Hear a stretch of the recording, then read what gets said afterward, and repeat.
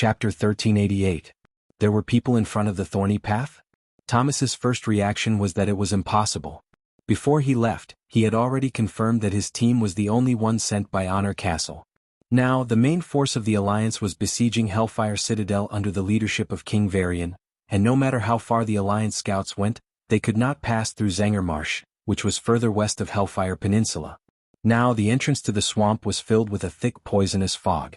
Before the Cenarian Expeditionary Army's druids purified the fog, no one could pass through. Could it be Drenii? Duque finished Thomas's words. Perhaps this was the only explanation. The situation in the Outland was quite chaotic, and the major forces were intertwined with each other. Kale, that must have sat on his private phoenix and brought his underlings along the way, flying to the northernmost stronghold of the storm to help the Drenii guard their home. In the southern Taroka forest, he threw a team of his own there, and they directly became Shotrath City's astrologer. That was it. Although the Drenii would not be completely wiped out, what could they do with such a scattered force? In the center of the Outland were the two pits of Hellfire Citadel and Zangermarsh, which blocked the way. What made the Alliance angry the most was that Thrall did not control his subordinates, or rather, those guys had been harboring evil intentions for a long time. Kargith Bladefist, this guy who died in the dark portal of Azeroth in this life and was resurrected by Sun King as a forgotten warrior hero, actually rebelled and announced that he would accept the power of the Burning Legion as an undead. He also regained control of the Shattered Palm clan and ran to the Shattered Hall of Hellfire Citadel to become the boss. Thrall was exasperated and turned to attack the Shattered Hall. Other than Kargith, there was also the chieftain of the Blood Ring clan Kilrog Deadeye, and the chieftain of the Bone Gnawing clan Harkin Cranium Splitter. In this life they were killed in the Dark Portal and were also resurrected by Sun King. Like Kargith, they had also served Nazul under Kill Jaden's control. After being resurrected, they did nothing until they returned to the Outland. Only then did they reveal their ferocious fangs and raise the flag of rebellion. Unlike Kargith, Kilrog and Harkan were nowhere to be found. Duque suddenly had a feeling that the situation in front was related to these two chieftains who had run off. Charge. Thomas jumped down from the Zerg and raised his excellent shield up high. He drew his one-handed sword and rushed to the front. Then, with the illumination spell that Duque cast on his shield, he managed to distinguish the things in front of him and moved as fast as he could. Don't come over. Don't come any closer. A sobbing voice came from ahead. It was a female Drenii. Thomas and the others didn't understand, but Duque heard everything clearly with the help of the translation software. That's right. It's a Drenii. Duque's words made Thomas advance even faster. Thomas carefully placed the upper part of the large kite shield on his visor, revealing only half of his helmet. Using the gap in his helmet, he tried his best to look into the distance. He was close. He was close. It was getting closer and closer. Thomas brought Duque, Findlay, and a few other experts and rushed over first. After running for about 3 minutes, they saw their target. How should I put it? The current situation was rather comical. There were two huge and twisted vines, and in the narrow gap between the two vines, a blue-skinned Drenii girl squeezed herself in. She seemed to have used a hammer to smash the small thorns in the middle of the vines so that she wouldn't get hurt and could hide from the pursuit of the two steel-toothed raiders. However, even though the two frenzied raiders couldn't squeeze into the narrow gap between the vines, they still used everything they had to attack the Drenii girl. Their sharp claws kept going in and out, scratching the inside. The gap wasn't very deep. Even if the girl squeezed in with all her might, she still couldn't avoid the sharp claws that reached the end. Her butt happened to be facing outwards. Because of their body shape, the Drenii's butt was more perky. As a result, the girl's butt suffered and was scratched by the sharp claws again and again. The fresh blood stimulated these mutated monsters, and they seemed to become even more violent. Duque was the first to make a move, using the old trick of Calm and Mind plus Flame Blast. No matter when it was used, it was always high-end and classy. The sudden burst of light frightened the two steel-toothed darters. The one in front tried to dodge to the right, but in its haste, it was pierced by a large thorn spike. In the next moment, it turned into a barbecued meat skewer. Of course, no one would want to eat the barbecue meat of the steel-toothed raiders. Originally, the other raider wanted to run, but Finley directly smashed Starfire on the raider's head, which instead aroused the ferocity of the beast. It let out a sharp cry and rushed over recklessly, just in time to meet Thomas's charge. Bang! With a loud noise, Thomas directly slammed its whole body into a thorn, and a dozen sharp thorns pierced its body from behind. Even so, it was still fine. It twisted its body frantically, trying to use its claws to kill Thomas and drag him down with it. How could Thomas, who was already prepared, give it this chance? Almost at the moment when charge hit the target, he immediately activated counterattack Windstorm. The raiders' fierce attacks, which were as dense as raindrops, were all withstood by the thick fine shield. With the support of the warrior profession's unique fury, Thomas made an attack that exceeded the limits of his normal body. The long sharp sword seemed to turn into a dagger, quickly and ruthlessly stabbing into the raider's abdomen. 1 slash, 2 slashes, 3 slashes, a total of 20 slashes, almost turning the raider's entire abdomen into minced meat. The two beasts died and the atmosphere immediately eased. Looking at the humans standing outside, the dreamy-eyed girl was still in a state of shock. "It's okay. Please don't be afraid. We are Alliance soldiers invited by your leader, Willen, to Shotrath City." Duque opened his mouth and spoke in the extremely pure Dreeny-eye language. This made Thomas and the others quite envious. There was clearly more than one hero who saved the damsel in distress, so why was Mark Dooku the only one to claim credit? Helplessly, other than him, no one else knew Dreeny-eye language. "You are, humans?" Unexpectedly, the Dreeny-eye girl actually knew human common language with a thick accent. It was a little awkward, but they could still understand it. Everyone, including Duque, immediately realized they had picked up a treasure. "Yes, we are humans." "That's right, who taught you the common language? Those blood elves?" "Astrologer?" "Yes, Lord Willen instructed me that in order to better communicate with the human-led alliance, it would be best for me to learn the common language. These days I have been studying very hard and it seems like it has come in handy." As the Dreeny-eye girl spoke, she bared her teeth and crawled out from the gaps of the vines. Chapter 1389. On the surface she was covered in blood and was in bad shape. Duque could tell at a glance that the girl was very lucky. They were all superficial wounds that could be healed with a healing spell.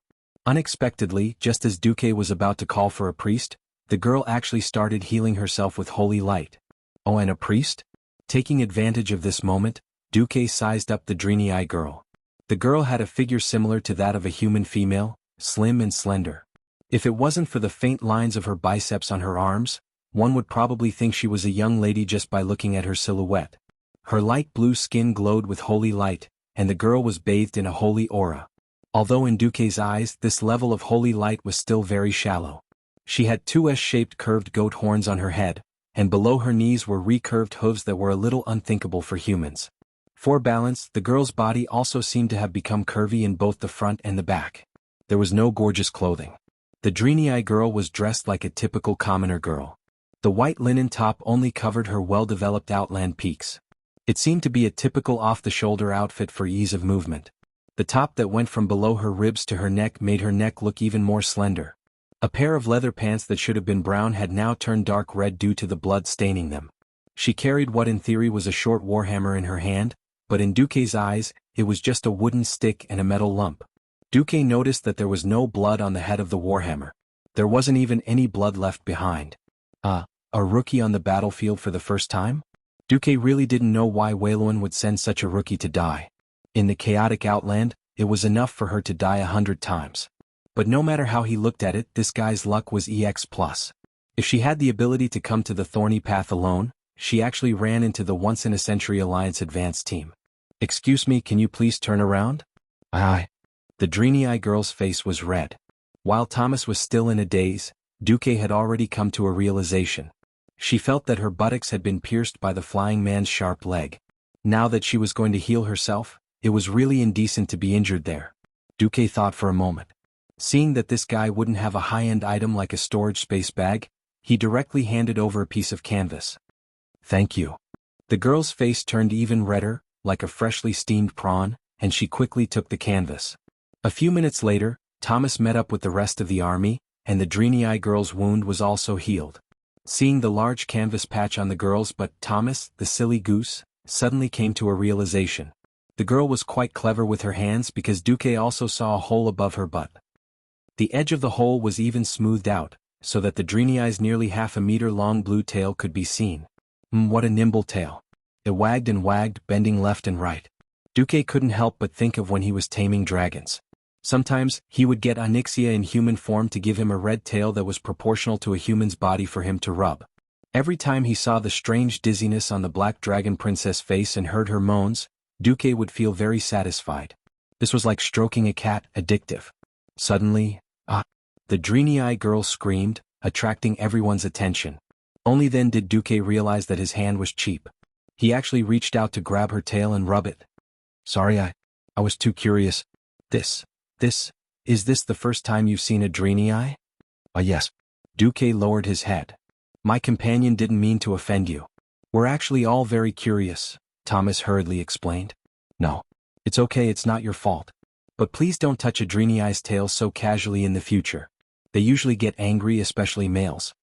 The girl lowered her head. Then the girl took a deep breath and raised her head. There was a look of self-encouragement on her face. Even though there was still fear in her eyes, she tried her best to encourage herself and clenched her small fists. Please forgive me for being flustered. I've never killed anyone before, large creatures. My name is Imriel and I'm Karabayer's apprentice. Are you the vanguard sent by the Alliance? Looks like the holy light is really on my side today. Then I'm willing to go with you. Let's go to a safe place first. Hearing this signature introduction, Duque and Karazhan, who knew how many light years away, felt as if he was struck by lightning. There was only one voice in his mind: what the heck? It's actually hooves? How is this possible? As for having the same name, that was impossible. Among the Dreenii, their mother of holy light would never give them the same name. In Duque's mind, there were 100,000 rhinoceroses galloping. It was as if every rhinoceros was grunting in a strange voice: F***ck your lungs. F***ck your kidneys. If all the major events that Duque had experienced before basically overlapped with the historical events in his mind, then it would match up. Then now this matter was definitely a mess. According to the original history, this dreamy-eyed girl Imriel, who was affectionately called Hooves by countless players, would only appear in the 6th version of World of Warcraft, King of Draenor. Normally that would be at least 30 years after the Dark Portal. Why would she appear at this time? No. The Dreenei's lifespan was already extremely long. Didn't you see that the 3 leaders of Eridar from 25,000 years ago were still alive and kicking? Didn't you see that even after 10,000 years, the Eridar twins were still as beautiful as flowers? If Imriel lived for 8 to 10 years, it would be equivalent to 2 to 3 days for humans. Regarding this deviation in history, Duque was convinced. I'm Thomas Faddick, a warrior, the captain of the advance party that the Alliance sent to Shotrath City. I'm Mark Dooku, a mage, the vice-captain of the advance party. After a round of self-introductions, everyone finally knew. At this time, Shotrath City was being attacked again. The one leading the army was actually Kilrog Deadeye, who had just defected from the Horde and ran over to Illidan's camp. Shotrath City had never really been restored, even with the addition of some blood elves, who were the current astrologers. Shotrath City was still in a precarious situation. Willan, that quack, claimed to have seen the future. He had a premonition that there would be an Alliance team heading towards Shotrath City from here to seek contact. So, even though he was in a state of shortage of troops, he still sent a team of 20 people to provide support.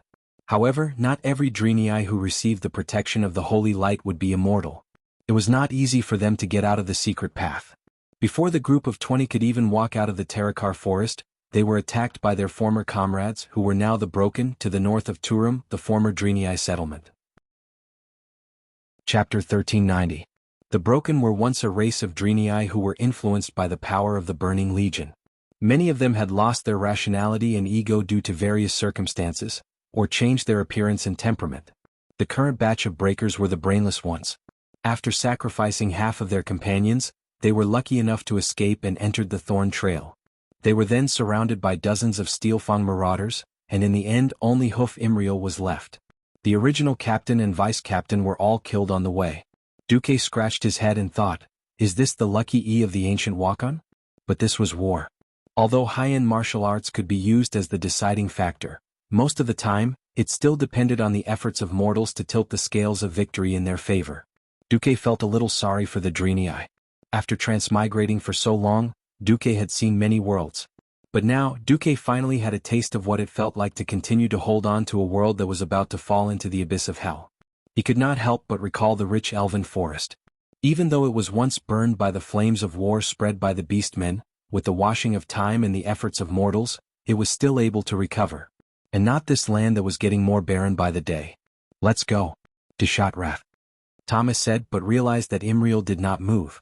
It was obvious that this Dreenii was acting out what it meant to be a rookie trembling. That was really trembling. The trembling was even more obvious on her tail. That was because every member of the Alliance team was riding on a large bug. These bugs looked very tame. But no matter how she looked at them, they were no different from the Steelfang marauders that almost took her life. Come on, it's okay. Thomas, who was riding on the bug, gently reached out his hand. Imriel looked left and right and said weakly, Mr. Dooku, can I ride on the same mount as you? At this moment, Thomas's body suddenly stiffened, and the expression on his face froze. It was not hard to imagine that his single dog heart received 100,000 points of critical damage at this moment. The bystanders couldn't help but wonder if a gust of evil wind would blow in the next second and cause his entire body to be eroded and dissipate with the wind. Duke's face was full of embarrassment. In Karazhan, Jaina slammed the table and laughed. Duke, I didn't expect you to be able to provoke the little girl even though you're controlling an avatar. Wow. Is this the legendary fatal invisible flirting? What else could Duke do when the other party had already said so? Mark, who was controlled by Duke, smiled and said, It's my honor, madam. There's another advantage to sitting behind me. At least you don't have to be afraid of being pricked by the edges of the armor. If that was the case, then forget it. I've never ridden a mount before. Can I sit in the front? I'm afraid I'll fall off. Thomas received an additional 1 million points of critical damage to his soul. Sure. While riding on it, Imriel noticed a detail. She noticed that there was a line of words engraved on the hard shell of the worm's neck. Mount Akina. This is... Duke's face turned red, but he immediately put on a serious face. There's no time to explain. Get on. Oh no, get on quickly. Oh okay. The newbie was pure. She realized that she had been delayed here for too long. Now that her capital was under siege, and her people were constantly being sacrificed, she was still dawdling here. She even needed Mark, an ally, to remind her. She really shouldn't have done that. At that moment, Imriel couldn't help but respect Duke. With someone leading the way, the rest of the matter was much simpler. They still needed to pass through those few areas. Under Imriel's lead, the Alliance's advance party could avoid many places where monsters gathered. While looking for a place to insert the magic net signal booster, they pushed forward. The advance party spent 5 days and finally passed through the thorny rocky grounds, bypassing Turum, and arrived at the southwest of Shotrath City. Shotrath City was the capital of the Draenei people of Draenor. Another meaning of its name was where the Holy Light is. After Kill Jaden deceived Nazul and provoked the orcs to start a war against the Draenei, a fierce battle broke out here. Although the Draenei held fast to the capital, Shotrath City still fell. The entire city was reduced to ruins until Shotar came here. Originally, this place had already begun to be rebuilt. Although the progress was incomparably slow, it was indeed being rebuilt. Unexpectedly, after Illidan returned to the Outland, in order to make the entire Outland his strongest backing, he began to purge all those who opposed him. At that moment, the sound of war drums outside could be heard even a few kilometers away, reaching the center of Shotrath City. Unlike the tense atmosphere of the battle outside, the center of Shotrath City was quiet. Shotrath City had a strange structure. In the center there was an incomparably huge hemispherical hall. The buildings of the Draenei all had a similar style. This hall was a bit like the Temple of Karabaer, the Draenei's holy land. It was supported by huge gray-brown pillars. In between the gaps of the stone building, it was all dazzling purple and blue glass. The pointed leaf-shaped doors were stacked one after another. No matter when it looked like a beautiful work of art. In the center of the hall, there was a human figure made of countless golden leaf-like fragments floating in the air. That was the synonym for holy light, Naru. This kind of energy creature with a strong sense of self was the most resolute existence against the Burning Legion. In front of the surging energy of the Naru's seat, even the most bloodthirsty warrior would be at peace, and the most exhausted believer would be in awe. In front of the seat of Naru, anyone who glanced at it from afar would receive great comfort from the pillar of holy light. In front of the seat of Naru, Valen carefully recalled the clues he had recently sensed about the future, trying to discern the deep or shallow connections between them. Over the past few months he had sensed more and more fragmented clues.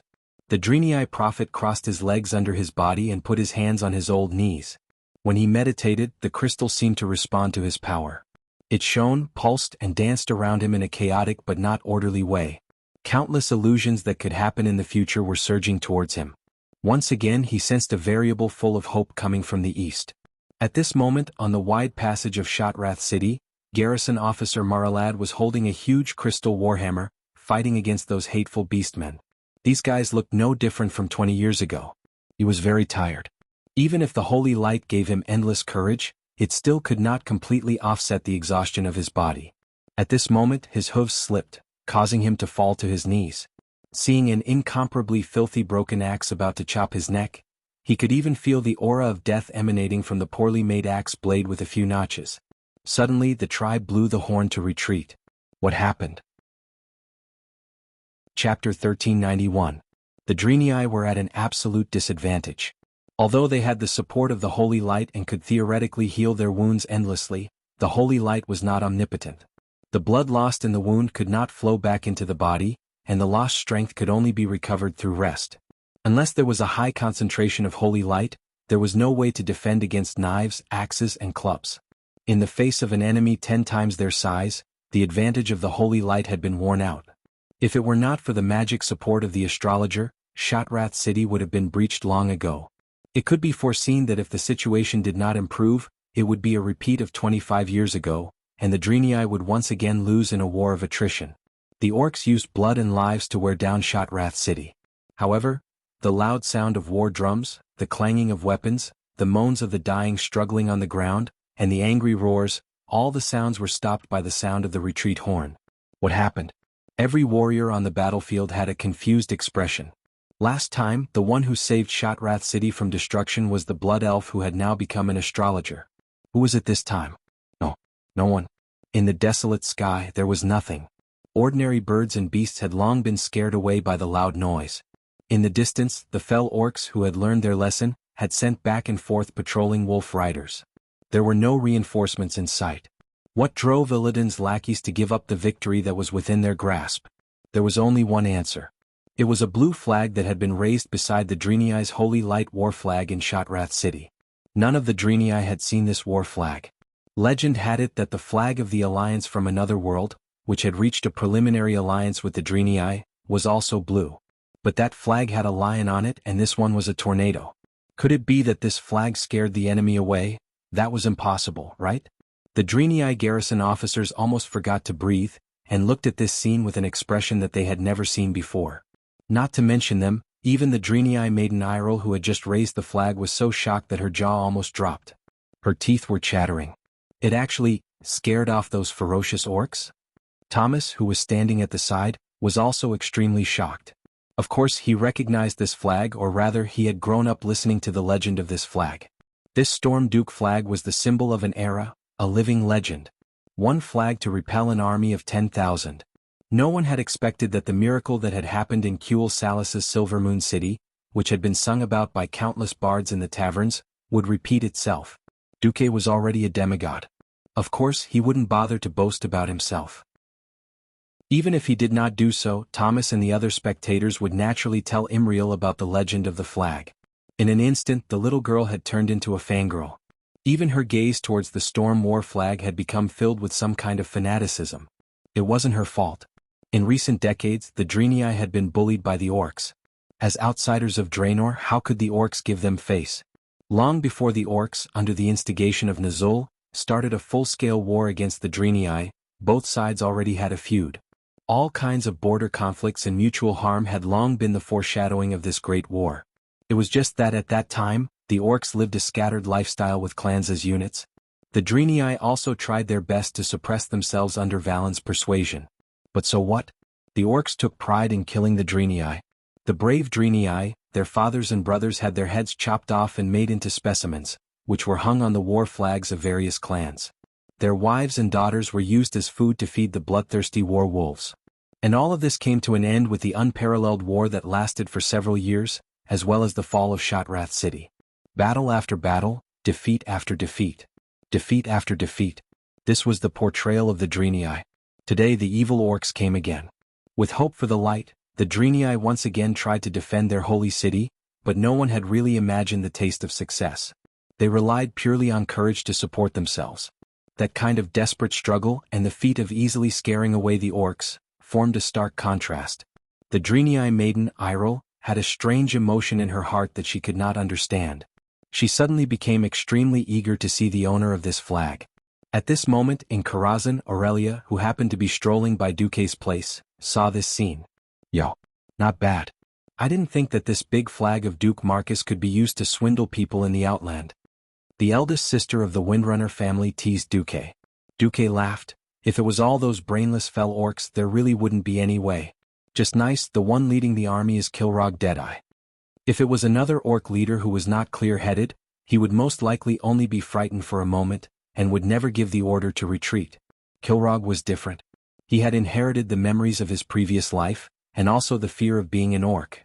That was from the beginning of the second battle at the Dark Portal. No matter how he struggled, he could not succeed. No matter how he tried to change himself, he was still tortured by Duque. He could not take down the Iron Furnace Fort, and was brutally abused in the final battle. Then he turned around and followed the new boss Nazul and was abused again. He even died next to the Dark Portal. More importantly, Kilrog was one of the rare beastmen who possessed Esper abilities. His single red eye had the ability to see the future to a certain extent, even though it could only see small fragments of the future. But all along he had relied on this ability to consolidate his power and kill in all directions. This time, without exception, he looked at the flag with his one eye, which was usually blind. As expected, he clearly felt a trace of Duque's divine power. Almost at the moment he looked over, Kilrog saw an illusory projection of Duque that was even larger than Shotrath City. In Duque's deep black eyes, there seemed to be a dazzling seven-colored flame burning in the depths of his eyes. Duque opened his mouth slightly, and the next moment, the voice of the soul that came out seemed to shake the entire Draenor world. Sargeras' soul trembles under my feet. Archimonde's soul was nailed to death by me on Mount Hyjal. Kilrog, who do you think you are? I'll only say this once, scram. The buzzing in the soul world triggered countless strange and blurry scenes of light. Kilrog saw at this moment that Medivh, who was possessed by Sargeras, died tragically under Duque's sword. He saw the insufferably arrogant Archimonde being blown to death on Mount Hyjal, and even his bones were still hanging on a withered tree. He saw the huge and boundless distorted Void Fortress being wantonly blown into pieces. It turned out that the new master that he thought was invincible actually had such a weak side. Chapter 1392. At this time Kilrog was already drenched in cold sweat. You can't possibly come to our world. You can't possibly come here. This is not your domain. It was as if he was asking himself, but also as if he was emphasizing it. It was more like an unconscious form of self-hypnosis. In his dazed state, Kilrog muttered these words over and over in a neurotic manner. What did I do wrong? No. I didn't do anything wrong. Sar was too weak. Orcs will never be slaves? Bah. What he's doing now is to turn the Horde into eternal slaves of the Alliance. This world is the territory of the orcs. It's the world of the Burning Legion. You're just a demigod from the outside world, you can't do anything. Kilrog was a smart person full of ambition. He would obey the strong, but that was under the premise that the other party had shown his decisive strength. He firmly believed that Illidan under Kill Jaden could better fight against the detestable Alliance. So, after returning to a place he was familiar with, he brazenly chose to raise the flag of rebellion. The funny thing was that when he faced Duque again, the first thing he thought of was the terrifying days when he was dominated by Duke Marcus. Continue to charge? No. No way. That guy is crazy. He can even burn his own main city, so he wouldn't care about the main city of the Draenei. The main building of Shotrath City was originally nested in the basin, and it relied on a few huge suspended tunnels for people from the outer city to directly enter the main building. If they used kerosene around the basin and set it on fire, then all the orcs in the tunnels would be finished. Chaotic memories floated into Kilrog's mind. The more he didn't want to think about it, the clearer his dusty memories became. The orcs had absolute military strength? Ah, that wasn't the first time. One fire burned the elven forest, and nearly 100,000 orcs were burned to the ground. So what if they attacked Stormwind City? Another fire burned another 100,000 of your elites. They had an overwhelming military strength, but every time hundreds of thousands of orcs would be buried at the bottom of the sea, all to be fed to the fish.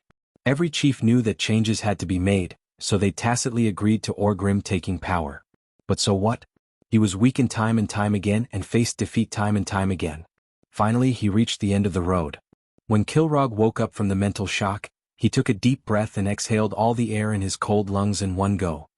His vocal cords, which were nourished by shadow power, let out a tremor of fear that came from the deepest part of his soul. All troops heed my command. Retreat. Although the evil beastmen were bloodthirsty and ferocious, they weren't like the legendary berserkers who completely lost their reason and couldn't distinguish between friend and foe. The signal to retreat rang out. No matter how unwilling they were, they still had to retreat. The Draenei guards and soldiers could finally breathe a sigh of relief. They lined up the guards, and then the main force slowly retreated back into the city. A large number of civilians began to pour out. Most of them served as logistics. They carried away every compatriot who was still breathing and used holy light to treat them as much as possible. They also cleaned up every evil beastman who was still breathing. This was not something that Duque and Thomas could handle. On the other side, Imriel, who was still in a state of shock, suddenly quivered. Duque noticed the faint holy light that shone beside her ear. There's such a thing? As expected, Imriel bowed to Duque and the others. Lord Valen is aware of your arrival and is now ready to receive you. Please follow me. All right. Duque and the others were near the outer city. Originally, the fastest way to get there was through the main passage that connected the inner and outer city. Because of the war, the 50-meter-wide passageway was already filled with all kinds of war machines or temporary bunkers. To enter the inner city, it was faster to walk through the basin. Walking through the messy basin, the surroundings had become a huge military camp, or rather, a temporary shelter. There were injured Draenei soldiers and skinny civilians everywhere. It was obvious that the city had begun to implement rationing, and all resources were prioritized for the guards and soldiers who could fight. Imriel was obviously a celebrity here. Almost every Draenei knew her and greeted her. Of course, not everyone and everything was good. Imriel, when are you going to pay me back the 6 copper coins you owe me? A Draenei lady said in Draenei language. Duque could clearly see that Imriel, who had been walking briskly after defeating the orcs, was instantly petrified. Duque was speechless. Was this the so-called dark history? Or a hero stumped by a single coin? Who would have thought that the famous Imriel in history would have such an embarrassing moment? When Hoof heard this, her hair stood up on the spot. Her blue tail stood up like a cat's fur. She glanced at Duque guiltily. Seeing that Duque did not seem to be paying attention to her, she patted her chest and hurriedly replied, Mamie, I've brought these guests to Lord Valen's place. That means I've completed my mission. I'll pay you back as soon as I get the reward. Just as she sent the sisters away, the naughty Duque who was controlling Mark Dooku said, Miss Imriel, what's 6 copper coins? Do you need me to back you up? On the other side, the Missy shouted again, Imriel.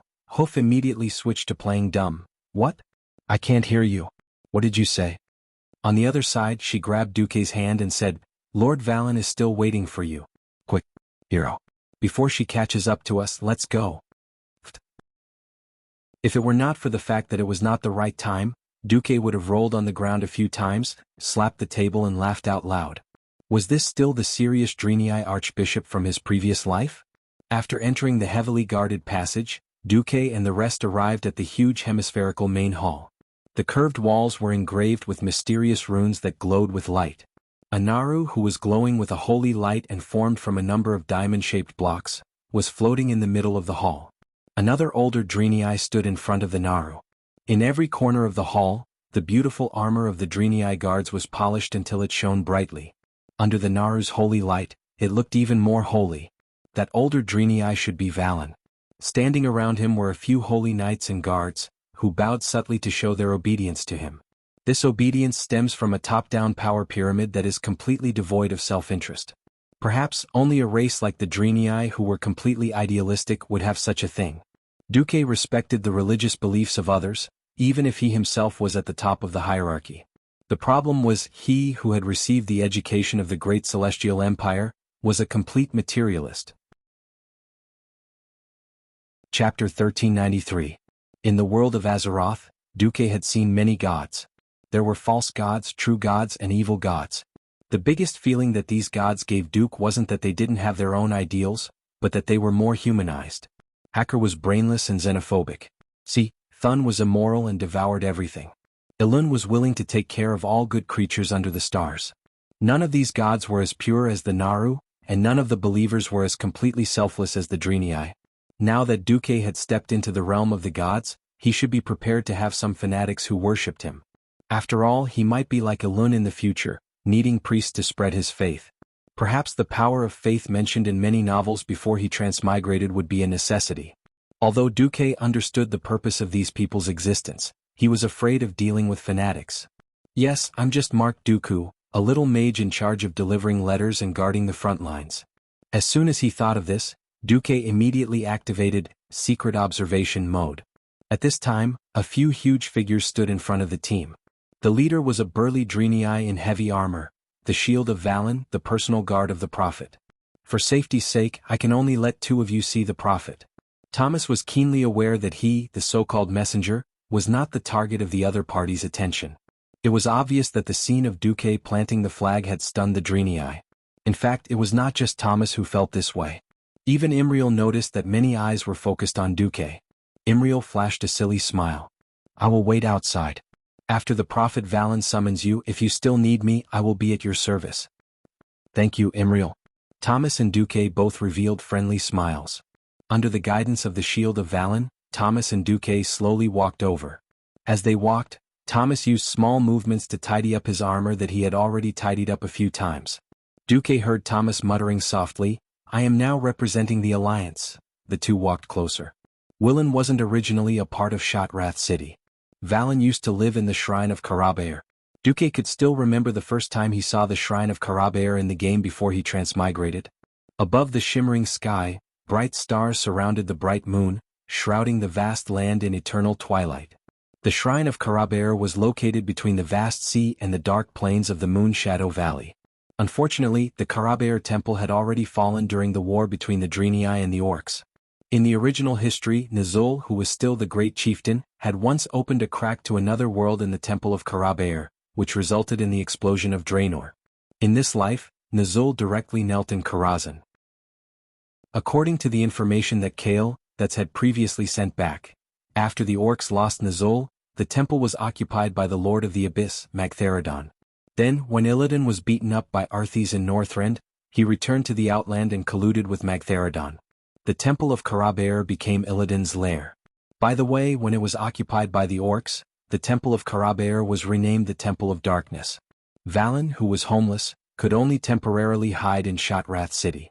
Dooku began to look at Valen, the super swindler. To be honest, no matter how many times he saw the Draenei, especially the male Draenei, Dooku could easily associate them with demons. After all, they were of the same origin. The Draenei only called themselves Draenei after they split from Eridar.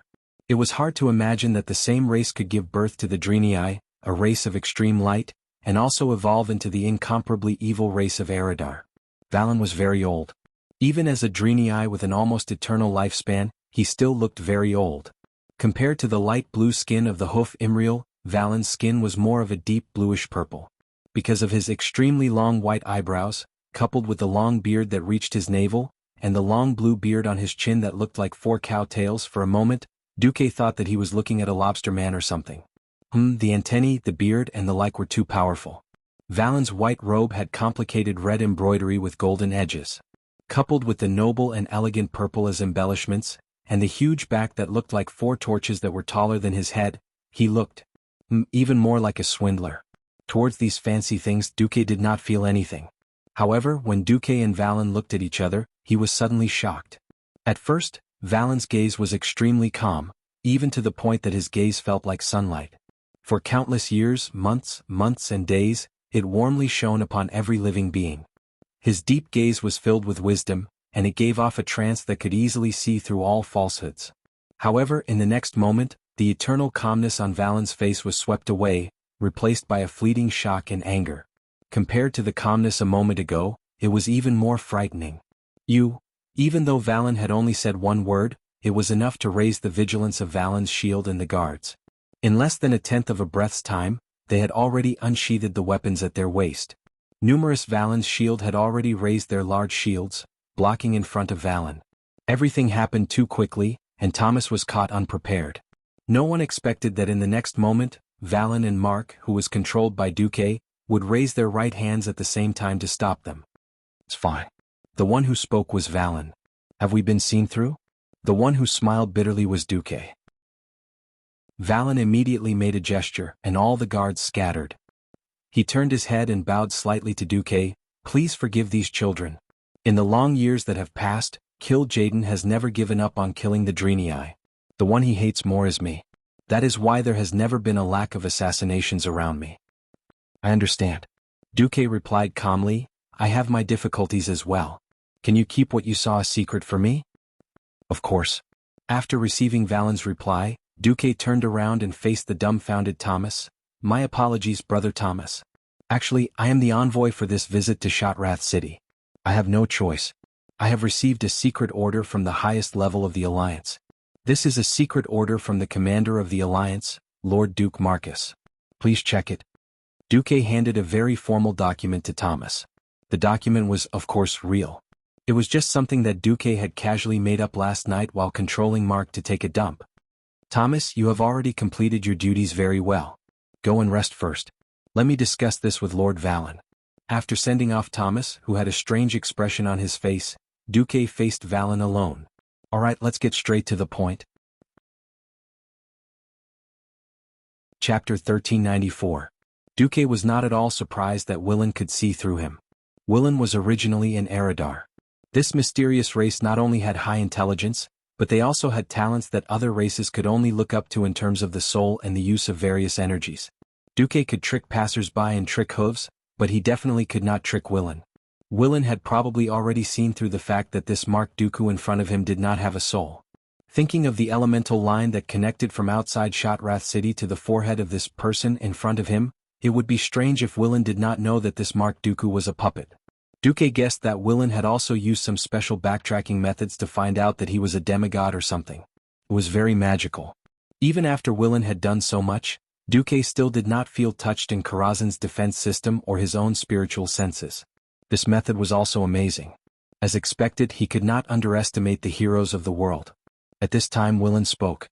The 4 lobster-like tentacles on his chin made Duque's balls ache. Was this 4 blue balls glued to his chin? I did not see through everything, but I deduced that it was you. Alright, honorable guest, how should I address you? Just call me Mark Dooku.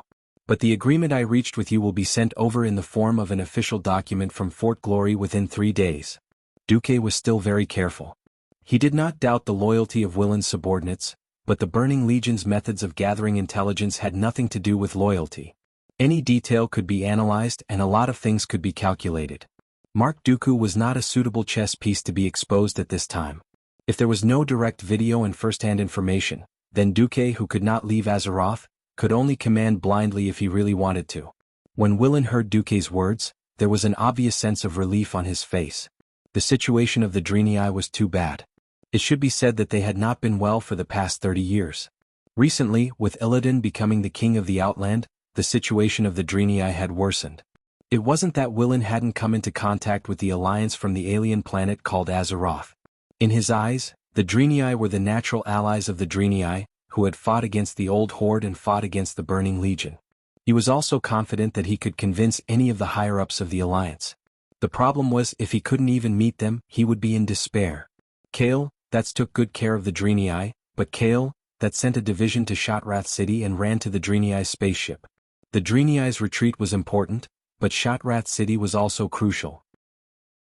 The most troublesome thing was that Valen learned from the astrologer who had defected to them that the seemingly powerful Prince Kale, that didn't have much say in the powerful alliance. The alliance was a union formed by a bunch of countries of different races. The foundation of the alliance was the kingdoms, so each king or leader would have a certain degree of say. The race with the largest number of kingdoms was the humans, who were the core race of the alliance. And above all the kings was the commander who was jointly elected by the kings of the various countries. That was the human mage Duke Marcus from Stormwind. Valen was very happy that the alliance was made up of the Church of Holy Light, who also believed in the Holy Light. But there was another problem. Only a king called Kalia Menethil believed in the Holy Light, and Kalia was almost a mascot in Kale, that's words. Most of the power of the alliance was in the hands of the mages and warrior leaders. What else could Valen do? It was very difficult for him too. Due to the inconvenience of transportation and communication difficulties, he barely knew that the Alliance and the so-called New Horde had begun an expedition to Draenor through the astrologer's intermittent magic transmission. He also heard that it was the king of Stormwind City who had come. Valen was both happy and nervous. For the arrival of the Alliance, Valen could be said to have painstakingly prepared a lot of materials. Originally, Valen was already very happy to be able to get on William's good side. Who knew that after using his soul to backtrack, he would find out that the master of the puppet in front of him was actually the only demigod in the Alliance. Valen was so excited that his hands were almost trembling. Although due to the situation I was unable to reach a face-to-face exchange, I am still very grateful to the Alliance's commander, His Excellency Duke Marcus, for taking this seriously. I am the one who is embarrassed that I can't come personally. Then before we officially talk, I hope to show you something, His Excellency, the older Drenii said softly. He stretched his body and floated up. The prophet maintained a height of about 10 centimeters above the complicated and gorgeous patterns on the ground of Shotrath City. He approached Mark and tried to press his palm between Mark's eyebrows. I'm very sorry for this action. To achieve telepathy this is necessary, the prophet said. Duque was curious. Is it about Argus? Or is it about the period when you were one of the 3 heads of Eridar? Valen was struck by lightning. He was struck by lightning. One had to know that at this point in time, the Drenii's contact with the Alliance was simply too one-sided. Many of the big shots in the Alliance had not even seen a living Drenii. They had only seen the fragments of the magic mirror from Kale, that's. In addition, there were not many people from Eridar in the Burning Legion. Even Archimonde, his appearance had changed a lot under the dark energy change. Most of the Alliance had no way to connect the Burning Legion demons with a pair of bat wings with the Drenii. And the ones they were fighting on the front lines were still their old enemies, the Fell Orcs. Who would have thought that Duke would reveal Valen's background right from the start? That was not all. There was more to come. Don't be surprised. I once went back 10,000 years ago through the Bronze Dragon King Nosdormu, who controls time in Azeroth. There was a small mistake that time and I mixed into the Burning Legion. I faced Kill Jaden's main body. I also know the grudge between Kill Jaden and you and your people. So, in the matter of fighting against the Burning Legion, our interests are absolutely the same. If there are no major problems, I will represent the Alliance to invite the Drenii to join. Wait. Happiness came too suddenly, and Valen simply did not know what to do. For the past 25,000 years, the Drenii had been hunted down and defeated again and again.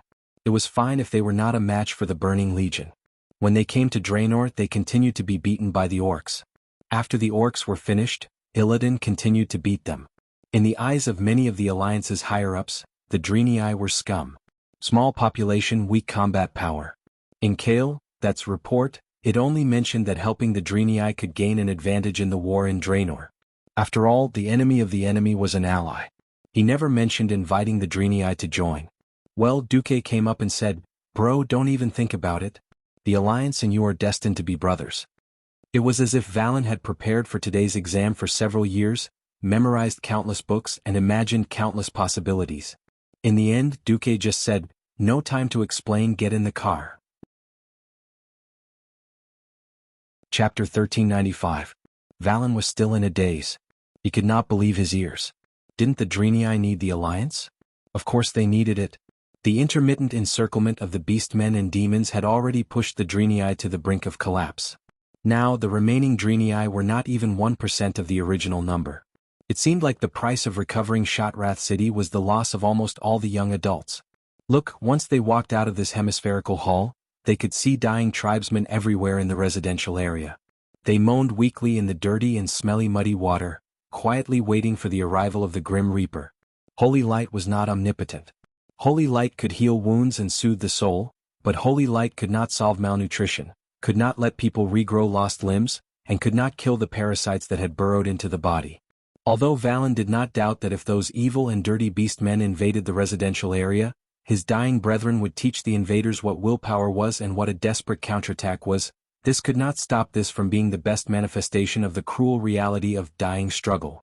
25,000 years of fleeing did not shatter Willen's incomparably tenacious heart. If he were to fall, there would be no one else who knew the Burning Legion's background like he did. He could not fall, even if his tribesmen were all dead, even if he was the only one left.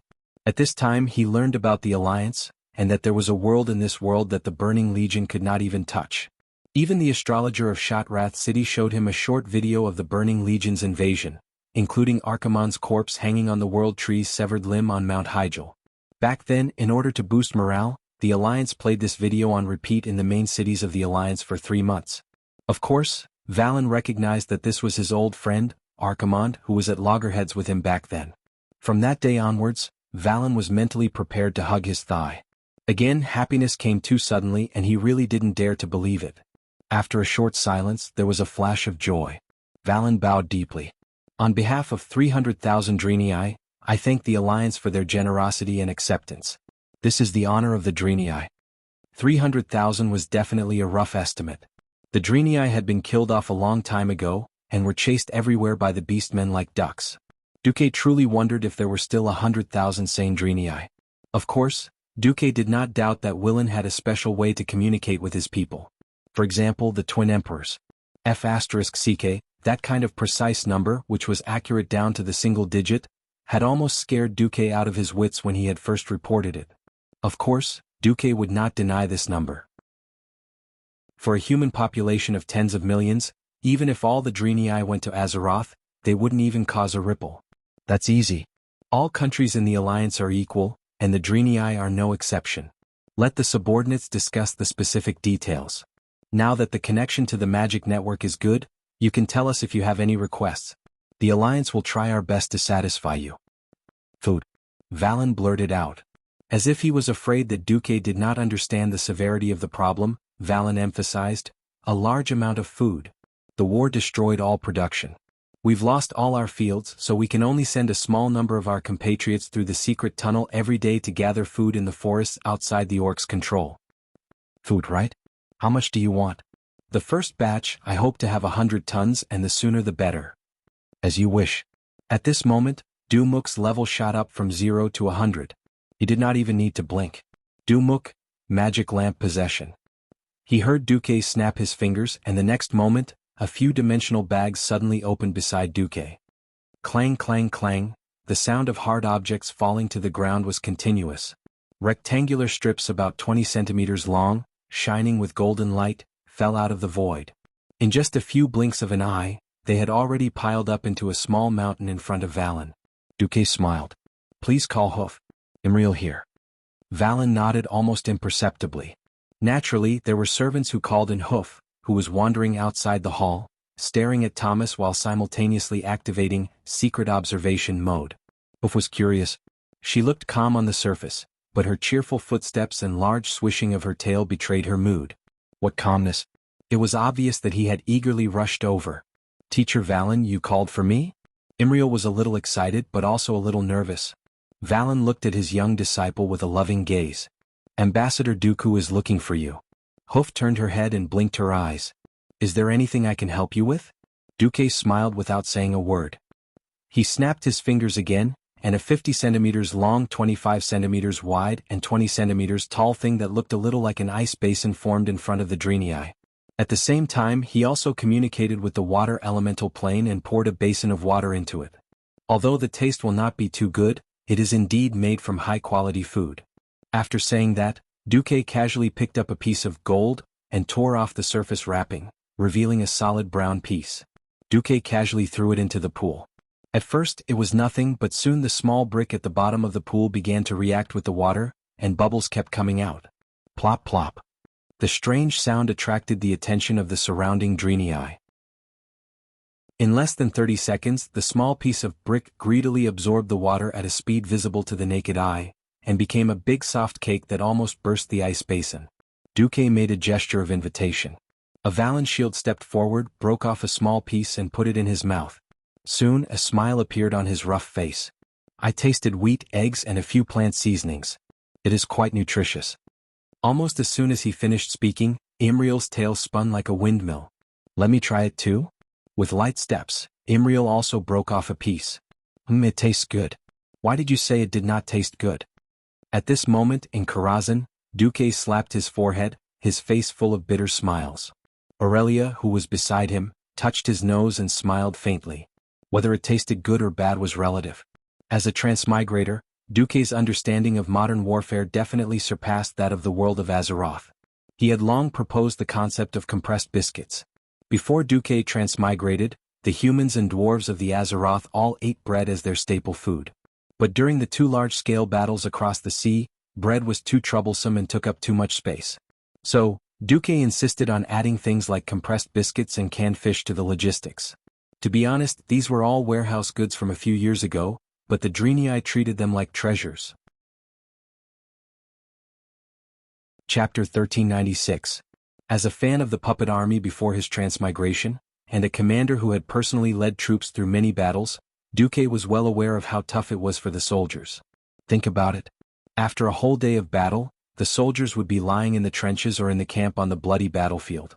They would even have to soak their feet in the mud when the weather was bad.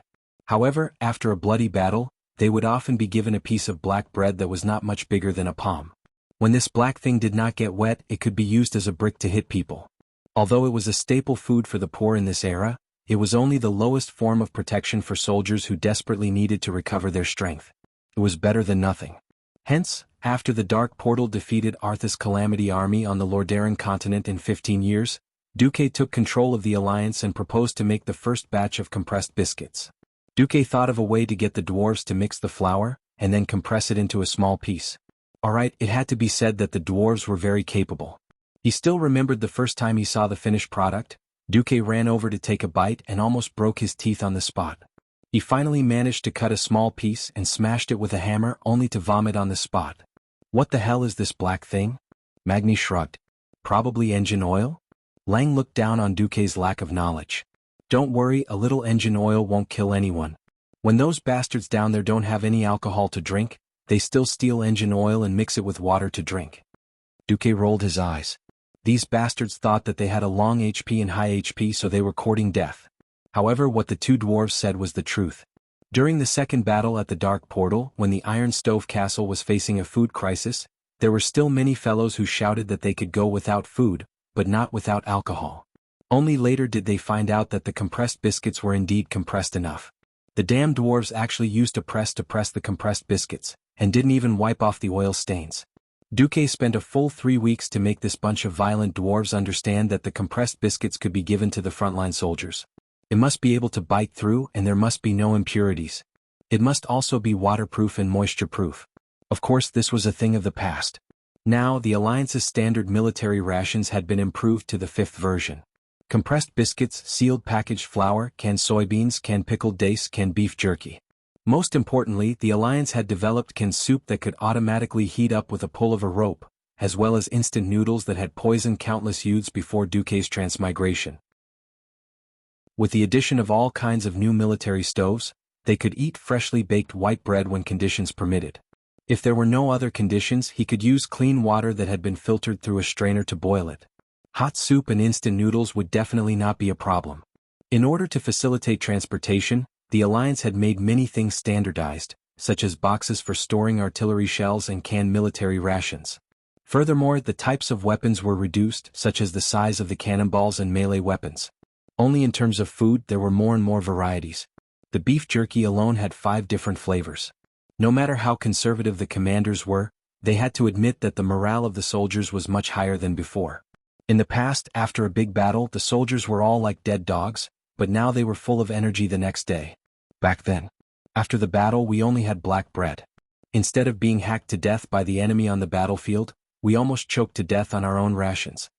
The Alliance officers who were now lieutenants and colonels complained about this the most to the soldiers.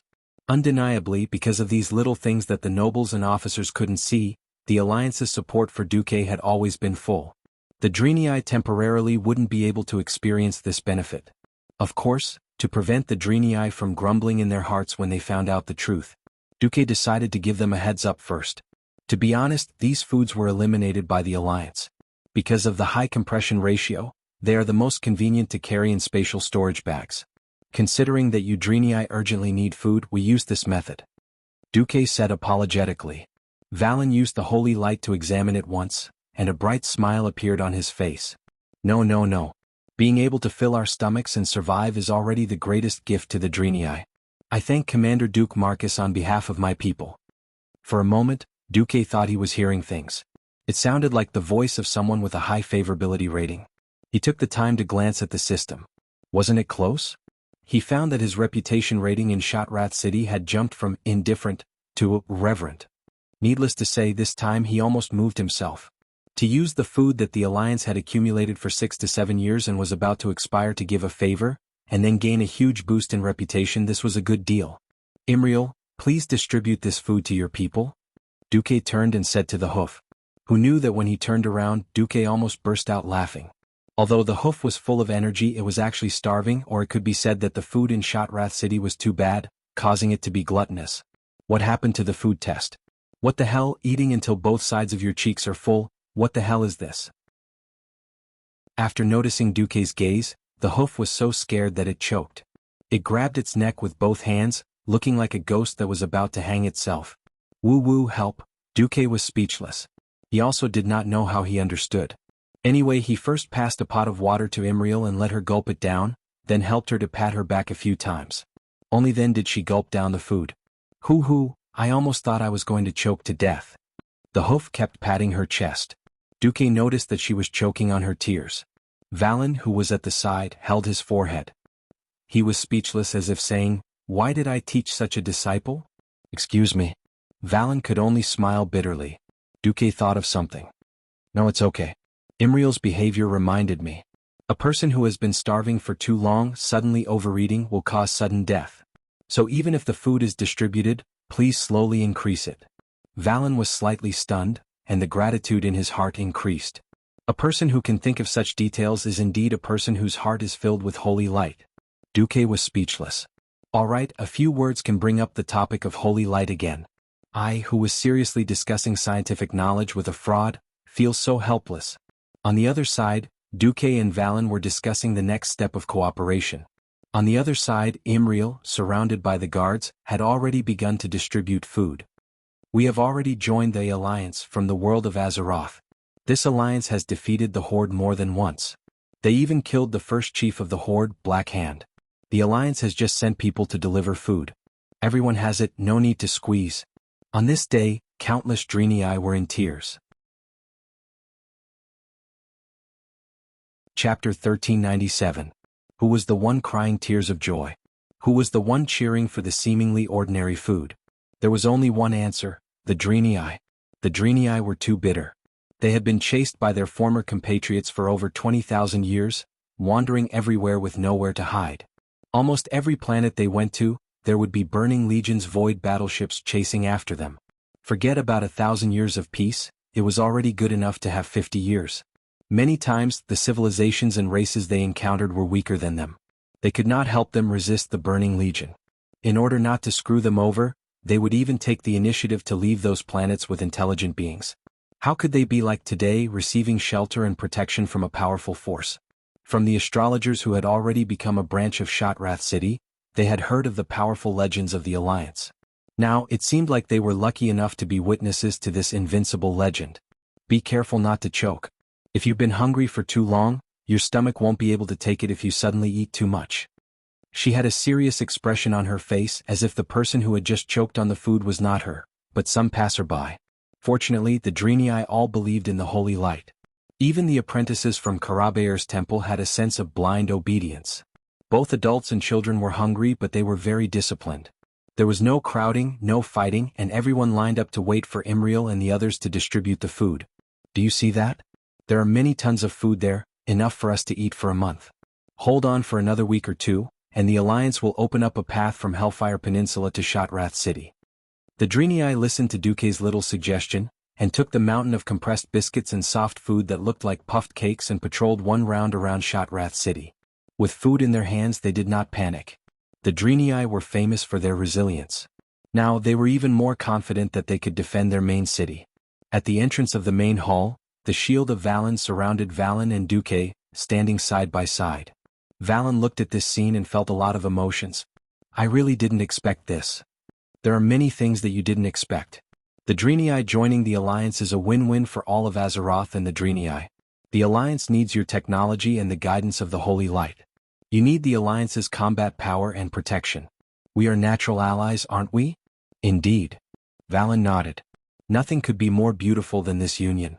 One had to know that within the Alliance, the Church of Holy Light was a pillar that transcended nations and races. Even though the Night Elves had the protection of Elun, the Holy Light Church was still the main force in the Alliance. Coincidentally, ever since Alonso's and Uther died, the position of Archbishop of Holy Light had been vacant. Duque immediately suggested that the great trickster Willan should take this position. They were of different races, but their beliefs were the same. In addition, educating outsiders was a great honor for the Draenei. How could Valen refuse? His heart that was hanging in the air had long since been put down. As long as the Alliance sent reinforcements, they would be able to announce that Delaney had perfectly merged into the Alliance. Praise the Holy Light. Praise the Alliance. Long live the Prophet. Now that he was full, if he didn't roar, how could he be worthy of this ecstasy and joy? The entire Shotrath city was boiling. The noise spread thousands of meters away, and the entire Fel Orc camp could hear the unique cheers of the Dreenii. Kilrog Deadeye knew that Shotrath city wouldn't be able to be conquered by just relying on him and his Fel Orc army. He was also suffering. When he first joined Illidan, the first order that Illidan gave him was a death order. But in the past few days he couldn't contact Illidan at all. His new master seemed to have disappeared from the face of the earth. The command center of the entire Outland army was completely paralyzed, and the commanders of each place were fighting their own battles. Magtheridon asked for help from the Dark Temple, but the Dark Temple ignored him. He asked for help from Vash's Naga army in Zangarmarsh to the west, but Vash said that without Illidan's orders she could only continue to carry out her original orders and extract the lake water from the swamp. As the saying goes, every family has its own problems. At this time the tribe was also in trouble. In the frontline camp outside Hellfire Citadel, Thrall looked up at the sky. The Azeroth sky and earth seemed to be a distant memory, far away in his mind. All he could see was the endless darkness in the sky, torn apart by the occasional flash of light or mysterious energy. Seeing the stalwart figure beside him, Thrall asked, "What's the situation?" "There are a lot of casualties, but more importantly our food supply can't keep up." The dead man had no expression to speak of, but Orgrim's voice was full of shame. "It's all my fault. I should have known that the situation would be worse than I thought." He thought that when he returned to his hometown, the tribe with the orcs as the core would be fighting on home ground. He didn't expect that his hometown was still his hometown, but it had long changed beyond recognition. Even with the addition of the goblins, the tribe's supply method was still primitive. It was the kind of gathering local materials and then consuming the surrounding natural resources like locusts. 23 years ago, in the era when Orgrim left, it was still possible to hunt near the Dark Portal, despite the lack of resources. Now the land was completely barren, and even if there were monsters wandering around, most of them were demonized creatures that had been seriously contaminated by dark energy. There really weren't many prey that could be eaten. It wasn't that demonized creatures couldn't be eaten, but the problem was that eating them would make them more and more like Fel Orcs, and that was completely putting the cart before the horse. Originally, Thrall had also asked Kilrog and the other orcs who came from the Dark Portal later, but he didn't expect them to have ulterior motives. They actually lied and said that they were not much different from Orgrim's time. If the tribe could learn from the Alliance and use elite tactics, they might be able to reduce the pressure by reducing the number of soldiers. The point was that they couldn't. Ask the Alliance for help. I'm willing to bet that Duque calculated that we would have a problem with supplies, so he must have reserved our share. Orgrim gritted his teeth. This wasn't hatred, it was more like helplessness. None of the tribe leaders could blame Duque, because before they passed through the Dark Portal, Duque had specially asked William to ask if they wanted to prepare supplies for the tribe. Of course, supplies were not free, and the tribe needed to exchange more ore and resources. There's no other way. That's the only way. Thrall sighed. He had long noticed that the tribe was being invaded by the Alliance's economy and culture. Ever since the ceasefire and forming an alliance with the Alliance, he had been paying attention to boosting the tribe's race soul and reducing the invasion of the Alliance's various values and social views. Now it seemed that he had failed.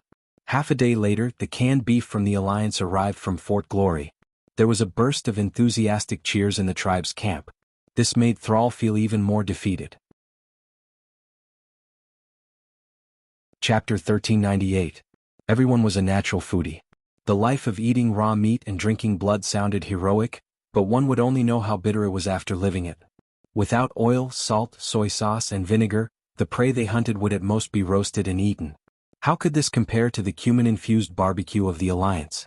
Recently, when the tribe faced a disaster, it was the Alliance that provided them with food. In order to reduce wastage when crossing the ocean, canned food was of course the priority. In the tribal camp, Sal saw with his own eyes how a newly matured tribal warrior chose his favorite flavor and then skillfully opened the can. Look, Orgrim. Now, even those kids know how to use canning knives to open Alliance cans. Sal sighed. Orgrim was silent for a moment. Even though he was already a dead man, he still felt a heavy sense of duty on his shoulders. The Horde cannot defeat the Alliance, not even with all the orcs in our world. If you fall behind, you will be beaten. Thrall squeezed the words out of his mouth. The Alliance is not using force now, but they are gradually doing what Tyrrhena's wanted to do in the past: turn orcs into slaves. In other words, he wanted to assimilate the orcs, trolls, and Tauren races into the Alliance. This unstoppable trend was the most terrifying. The Alliance was already ahead of the Horde in economic, military, and political fields. In addition, there was a huge difference in population and country size between the two sides, as well as the fact that the leader of the Alliance was a demigod who didn't age or die. Under normal circumstances, the tribe would have no chance at all. Unless, the two tribal elders instantly thought of the same thing. But as soon as their eyes met, they looked away. That's right. Unless the Alliance changed and suffered a crushing defeat, it had to be something like Duque dying in battle and the Alliance collapsing. But neither of them would forget the principle of being in the same boat. If the Alliance lost like this, they would definitely have lost to the Burning Legion. Perhaps this was a chance for the Horde to rise up, but it was more likely that the Horde would be destroyed along with the Alliance.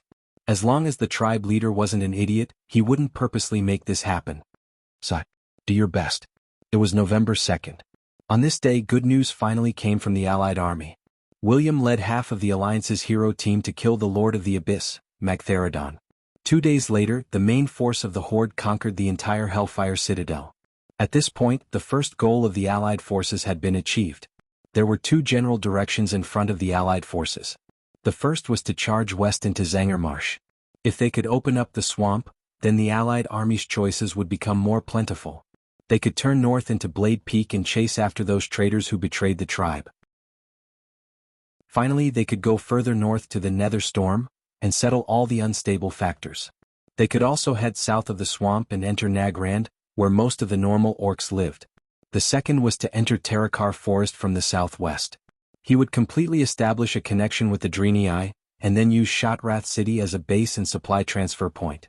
However, the following march would not be easy. This was because the Ochenton area in the southern part of the Taroka Forest was completely out of control. There were a large number of undead creatures, Illidan's lackeys, and the Crowmen. Of course, they could directly attack Moonshadow Valley from the east of Shotrath City, where Illidan's lair, the Black Temple, was located. But if he did that, he would run the risk of his retreat being cut off. Because Vashj could easily ambush the Allied army's supply line. No army could withstand this kind of attack from the front and back. However, the Allied army could not avoid it at all. From Fort Glory to Shotrath City, Duque and his party could be said to have a smooth journey. That was under the premise that the Nagas did not make a move. Because on the road from the Thorn Cliffs to Shotrath City, not far to the north was Lake Hermia. That lake was connected to Zangermarsh. Within 5 kilometers of the water, it was definitely the Nagas' world. In the Allied army meeting, the leaders of the Alliance and the Horde were all worried. Don't you have Nagas in the Alliance? How about letting them go into the swamp and fight with that Vashj? Orgrim would never forget how the elites of the Blackrock clan under his command were tortured to the point of crying for their parents 20 years ago. It was the same in South Shore, and it was the same in the Hinterland Seaview Cliff. Varian smiled bitterly and shook his head. I've already asked. I've also asked Duque to borrow that Naga. Did Duque refuse? Sal asked. No, the point is that Duque thinks that Vashj is likely to be a demigod. He doesn't have any good suggestions to give us. This time, the faces of the leaders did not look good. They were good at fighting on land and barely passable in air battles. When it came to water battles, they could only be a group of salted fish shouting 666 at the side. Even with underwater breathing magic, it was useless. Did they have to go into the water wearing metal cans? There was no need to fight, they would sink directly to the bottom of the water. Once the duration of the magic ended, they could only type GG amidst the laughter of the Nagas. Can we only find a breakthrough from Taroka? Orgrim muttered. Varian let out a breath of turbid air. Fandral. In the name of the commander of the Alliance Expeditionary Army, I order you to lead the Cenarian Expeditionary Army and build a forward base just past the Thornfang region. You will think of a way to deal with Vashj's Naga troops. At the very least, you must restrain her. Fandral Staghelm said bitterly. Ever since Du made a small report before Isra left, Fandral's position in the Cenarian Assembly had become a little unstable. Tyrant had sent him to the Outland with a single order. Under the double pressure, he had no choice but to obey. Alright, it was not wrong to let the Druids deal with the underwater creatures. After all, only the Druids could transform into seals and have underwater combat power. Ignoring the constipated Fandral, the Alliance and the Horde began to discuss the defense of Taroka. The final result of the discussion was that the Alliance would defend Lake Hermia in the north of Taroka Forest, be responsible for transforming Shotrath City, and build a fortress at the entrance of the Moon Shadow Valley to prevent Illidan's counterattack. The Horde would focus on attacking the Ochantan area and opening up the road to Nagran so that more orcs could join the Alliance. This plan did not seem fair at all.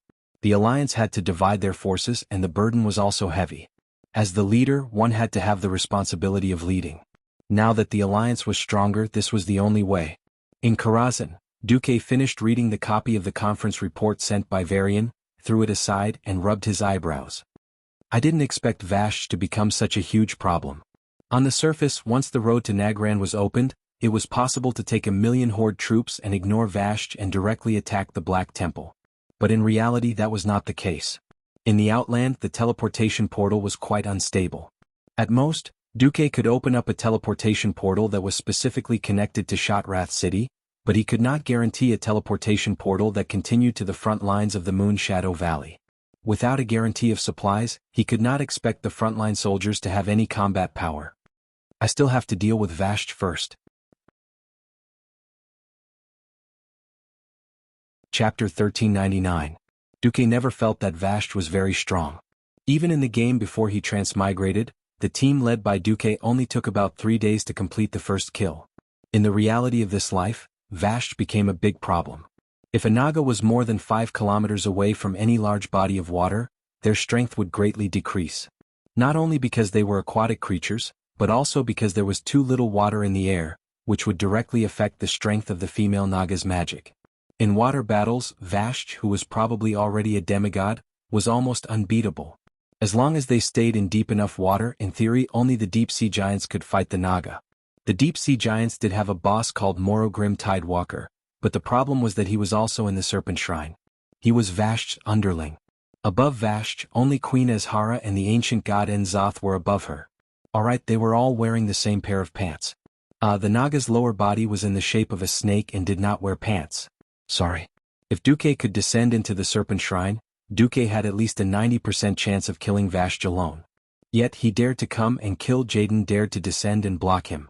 Duque did not have the guts to fight CEO Egg, whose strength was 100% or even full of rage, in a place without anti-Titan and anti-Burning Legion formations. That would be courting death. Perhaps in the original history, because of this reason, there were not many big shots in the Alliance who appeared in the Outland War. Yet, the geographical location of Zangarmarsh was too important. One Vashj was like a sword of Damocles hanging on the neck of the Alliance army, ready to cut down at any time. Duque felt a headache coming on. Whatever, at most, I'll just have to pretend and let Fandral take the blame. The entire month was spent in the Alliance army's rest and strategic shift. On the 5th of November, at the easternmost side of Zangarmarsh, Fandral personally went down to direct the arrangements and build the Cenarian camp. On the same day, Jaina was overseeing the Blasted Land, while Anastrian was at the Hellfire Peninsula. The two Breaking Dawns worked together to open the Dark Portal to the Maximum, and finally transported the Alliance's most advanced road opener over. The so-called road opener was actually something similar to a road roller. But it was more violent and larger. Even if it had been dismantled and transported, it still brought a heavy burden to the portal. This was because the roller in front of the road roller was as tall as a 5-story building and as wide as 16 horse carriages. Think about it. A 5-story building was falling on you. What kind of earth-shattering feeling was that? The dwarves' current steel forging technology was not up to standard, and they could not make such a large roller. Black technology was never something that could be achieved in a single leap. If they couldn't form it in one piece, the dwarves could do it like building a ship. They could use rivets to fasten the bent steel plates together and weld them. As a result, a gigantic creature was born. Coupled with the Alliance's latest, slap-you-in-the-face diesel engine, this kind of road opener would definitely be shocking to drive. Wasn't that so? Anyone who had been inhaled by the black smoke from the chimney would feel like they had rolled dozens of times in a coal yard. Only a dwarf would dare to use such an environmentally unsound and inefficient thing. In any case, since the day this thing was born, Duque had forbidden it from entering any of the main cities of the Alliance other than the Steel Furnace Fort. What kind of joke was this? If they were sprayed by this thing, all humans and animals would die, and there would be no need to plant crops. But there was nothing Duque could do. The diesel was still the latest product and the quality was terrible. The diesel engine was about the same, just one level higher than the steam engine. Alright, the Allied army could not go west. The entire Hellfire Peninsula was surrounded by air forces, and even if they flew over, they would be suspended in the void. With nothing to do, an army of 100,000 killed all the monsters southwest of Fort Honor in a week, and the steel-toothed marauders could only be found in the specimen room. After leaving Fort Honor, they went southwest, passed through the warp plains and arrived at the Thorn Path. The road opener only took 3 days. The intersecting, steel-hard, scalp-numbing thicket of thorns gave off a continuous series of explosions under the pressure of the road opener. Weren't you very hard? Weren't you not afraid of fire? Come. Who's afraid of who in a head-on fight? After the unreasonable road roller rolled over, the diesel bulldozer went up, and the dwarven construction team followed to pave the road and bridge. In any case, after 3 days of rumbling, they finally opened up a wide road that was comparable to the glorious avenue. In the Thorn Cliff, Duque, Thomas, Imriel, and a dozen Dreenii stood on the side of the road.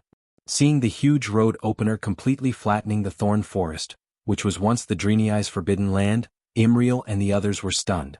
Is this the strength of the Alliance? Imriel's tail kept spinning, and the curiosity of a young girl was evident on her face. Ah, the Dreenii's technology level is actually very high. It's just that you lack energy. To be honest, Duque had his eyes on their black technology. If they could solve the problem of energy supply, the Dreenii's interstellar warships and whatnot would be high-end. Compared to the Dreenii, Azeroth's so-called latest diesel-flying battleship was nothing. Although Duque would protect the Dreenii, he must also get his hands on their technology. But now was not the time. Duque could not bring himself to ask them to sell their bodies, land, and ancestral graves as soon as they entered the Alliance. Moreover, before confirming that the Alliance had the strength to fight against the Burning Legion, Willen, that old faker, would not give them any solid information. At this time, Duque and the others saw the mission officer of Glory Fort, and a damned dwarf with a particularly strong aura, the first person in the Alliance's mechanized forces, Bulang Bronzebeard. He was not the king, but most of the time his authority was greater than the king's, because most of the Alliance's new weapons were created by him. Seeing such an important person walking over, how could Thomas not be nervous? He is. Imriel asked softly, and at the same time, half of her body hid behind Duque and pulled on Duque's robe. Oh, the dwarf Prince Bulang Bronzebeard, an important person. But it's okay, he's easy to get along with, Duque replied softly. Oh, you're the one with an outstanding battle record, the one who led a small team to make contact with Shotrath City, Mark Dooku? I heard that you were also the one who surveyed and evaluated the terrain. Bulang came over and handed over a flat metal bottle. Needless to say, that must be Bulang's collection of strong liquor. Dwarves did not beat around the bush. Giving you liquor meant that they thought highly of you and wanted to make friends with you. Friendship was deep and one gulp was enough. Duke didn't say anything and gulped it all down in one gulp. His face was not red and he was not out of breath. Mage boy, you have a good alcohol tolerance. Bulang gave a thumbs up. This is my special brew. It's 80 degrees and a normal human would pass out in 2 mouthfuls. The Dalajan mages are very slow, saying that it will affect the brain, and they won't drink it no matter what. It's not interesting at all. Duque laughed. This was not his real body. All the food that entered the artificial stomach would be stirred, and it would not affect the body at all. It turned out that by controlling the artificial humans, one could pretend to be the god of wine. Duque smiled slightly. I was born. Chapter 1400. Some people were born unable to drink, and they would get drunk the moment they touched alcohol. There were also people who were born without getting drunk. It couldn't be helped. The enzymes in their bodies were especially active when they were born. The dwarves didn't understand this stuff, but they knew that there was a difference in alcohol tolerance between people. Bulang was amused by Mark's answer. Good. You have guts. I'll take you as my friend. At that moment, Duque, who was playing a remote control game in Karazhan, burst out laughing. He controlled Mark and replied calmly, Thank you. Mark Dooku, a puppet without self-awareness or even a brain, was born without the possibility of getting drunk. If Bulang foolishly competed with Mark in drinking, he wouldn't be able to win even if he drank until his liver exploded. Fortunately, Bulang wasn't so free to compete in drinking with a new little wizard in his eyes. Such a magnificent piece of equipment is useless for pushing down thorns. What a pity. Bulang took out another bottle of wine, took a sip, and muttered casually. Oh, what else can it be used for? Duque asked casually. 4 large-scale projects, flattening the ground or filling in the river. Filling in the river? This idea suddenly struck Duque's mind like a bolt of lightning. In Karazhan, Duque suddenly had an idea. He seemed to have grasped something important. Filling in the river? Reclaiming the lake? Wait, wouldn't this be? Duque was excited. Instinctively, he controlled Mark Dooku and grabbed Brian's shoulder, which was as thick as a wall. I got it, he said. I got it. We don't have to fight with Vash's Naga in the water. We can fill the lake in Terakar forest with soil and make a dam or something at the pass. The Naga can come or not if they want. Oh. Bulang looked very excited. He was also deeply shocked by this extraordinary idea. Good idea. This way we don't have to care about those druids who worship nature. We can just use science to flatten everything. Yes, flatten everything, Duque shouted. At the side, a group of people were looking at the 2 figures, one tall and one short, shouting at each other. The dwarf's secret chamber guards were not surprised, but Thomas was very surprised. Hoof looked as if he did not know what they were talking about and thought it was very impressive, and followed up with, oh. What they didn't know was that at this very moment at the eastern edge of Zanger Marsh, bordering the Hellfire Peninsula, a battle to the death was going on. The muddy lake water was constantly surging, and from time to time, large blobs of blood would emerge. At the bottom of the lake where the visibility was terrible, all tactics and coordination were just nonsense. Although it was a probing battle, if he couldn't gather any information and reported the losses to the higher-ups, he really didn't know what would happen to him. Over the past few days, he had come to understand what kind of person Varian Rin, the commander of the Outland Allied forces, was. Compared to the highly acclaimed Duke Marcus, Varian's actions were more unyielding. He could tolerate failure but he could not tolerate cowardice. So Fandral Staghelm had to personally go into the sea, into the water to fight. After killing no less than 20 Nagas, Fandral's heart turned cold. As a strong person who had stepped into the realm of heroes, his senses were stronger than all the other druids, so he could clearly feel that the corpses floating at the bottom of the lake were mostly Tauren and Night Elves. Less than 1 in 10 belonged to the Nagas. Compared with the flexible and tactically coordinated Nagas, Cenarian's druids were like babies. The Nagas did not even need to specifically lure the druids away. They only needed to make a simple diversion, and 2 Nagas could easily kill a druid together. As a last resort, Fandral released a unique natural magic wave. That was the signal to retreat. At this moment, Fandral's heart suddenly rang with alarm. Legend had it that dark energy had the ability to devour all life and souls to turn into its own power, but this was too exaggerated. Fandral did not know if the opponent that suddenly appeared at this moment was using dark energy. He only felt a powerful invisible gravitational force at the bottom of the lake, and the water of the entire dark pool lake was gathering behind him. He turned around the sea lion's head, and was shocked to see a hazy, slender Naga with multiple arms 10 meters away, holding a strange longbow in her hand. The ornate longbow was covered in a dense layer of lightning, and Fandral could even see the intricate patterns on it through the murky lake water. But upon closer inspection, it was not lightning at all. After all, lightning traveled very quickly underwater, and it would disappear in a matter of seconds. It was a layer of translucent blue and white lines, either curved or straight, and those complicated lines looked like a magic circle engraved on the longbow. Using a longbow underwater gave Fandral a feeling of utter absurdity, yet the other party did it. Furthermore, the powerful aura emanating from the other party made Fandral's scalp go numb. His spine stiffened as if he had been electrocuted. So powerful.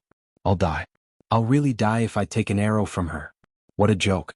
Why must I, a druid who has yet to step into the realm of gods, face a demigod? Without even a tenth of a second of hesitation, Fandral turned and ran. Hee. Run. If I can't hit you, my 10,000 years of training will be in vain. The powerful demigod female Naga smiled seductively, and the voice of her soul spread in all directions, directly into Fandral's spiritual sea. Fandral was still desperately twisting his body. Speed up. Speed up. Speed up again. He did not know how long he had been swimming. Maybe it was a few seconds or maybe it was just the usual time of 3 to 5 breaths. Anyway, the surface of the water was getting closer, and he could clearly feel the hope of freedom and vitality. An unprecedented excitement spread through every cell in his body.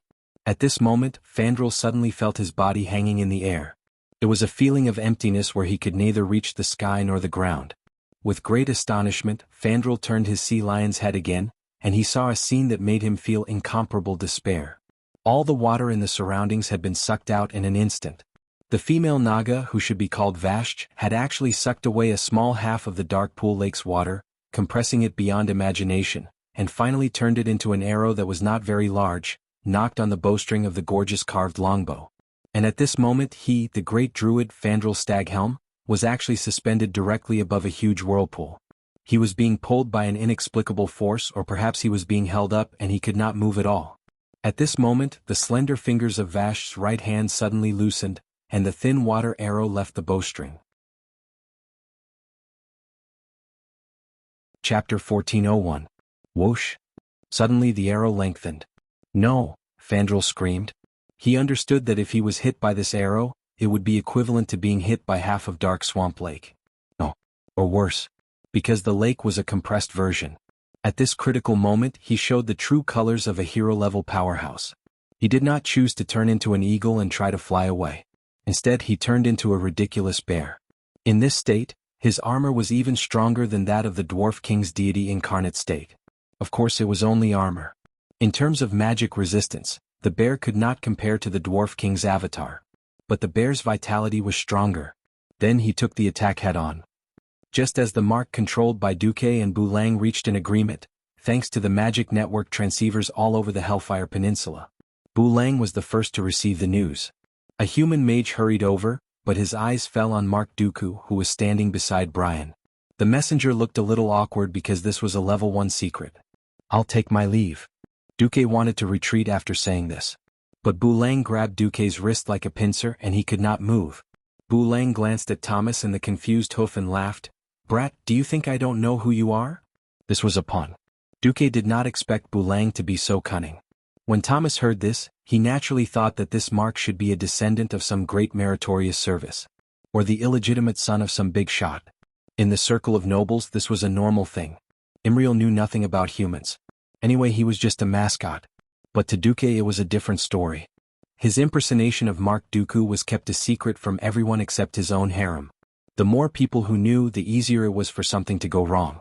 He did not think that he would expose himself in a moment of excitement. At the end of the day, it was because his relationship with the 3 Bronzebeard brothers and Jurban was too good.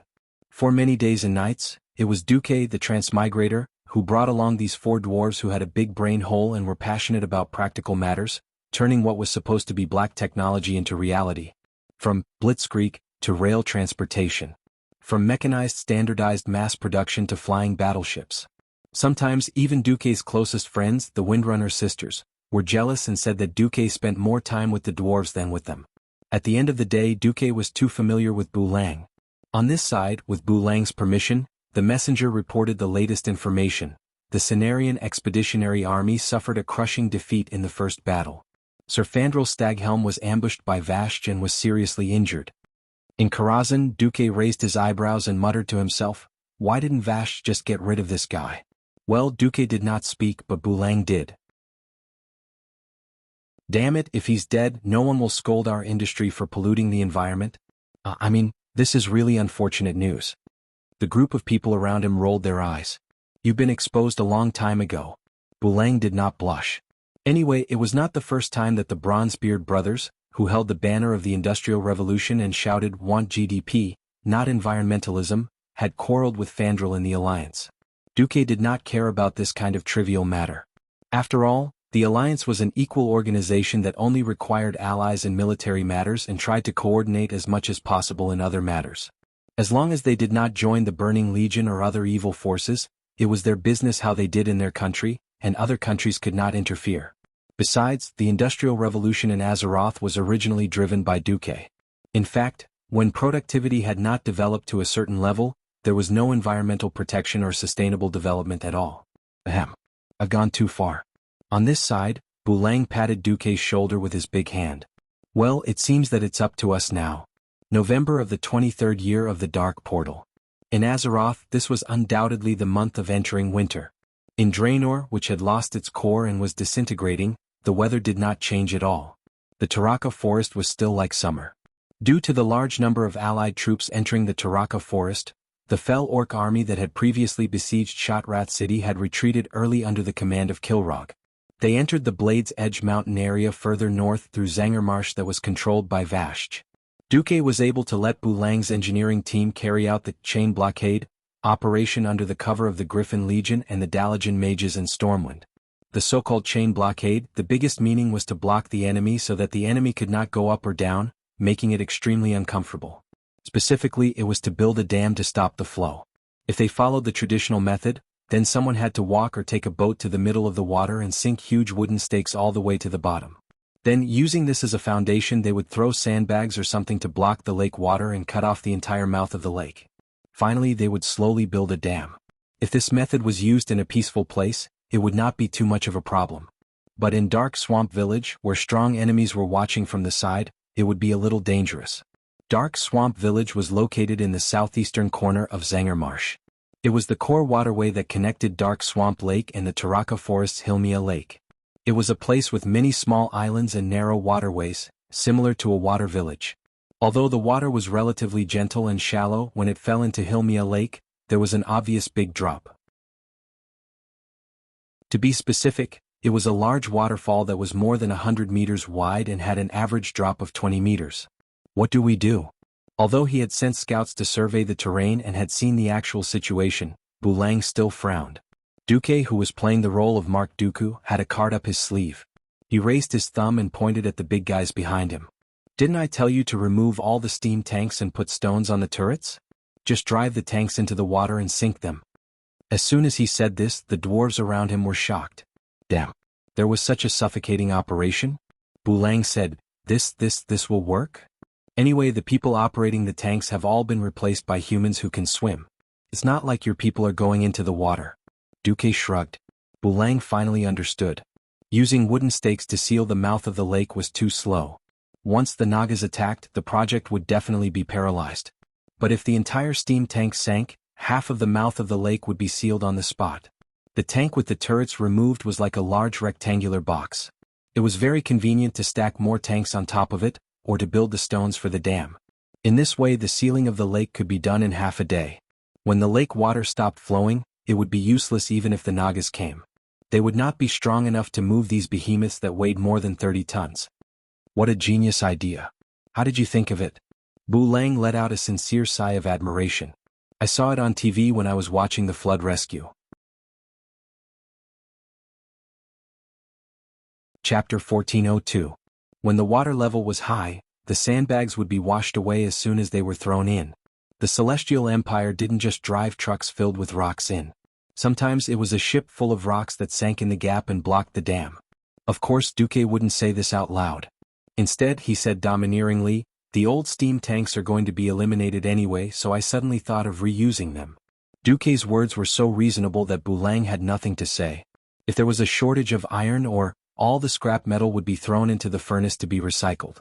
As long as they had the manpower and resources, it wouldn't be a problem to refine a batch of high-grade iron ingots or even steel ingots. There was a precondition: manpower and resources. The iron furnace castle itself was a large mine. Although it had been excavated for 1,000 years, there were still no signs of it being exhausted.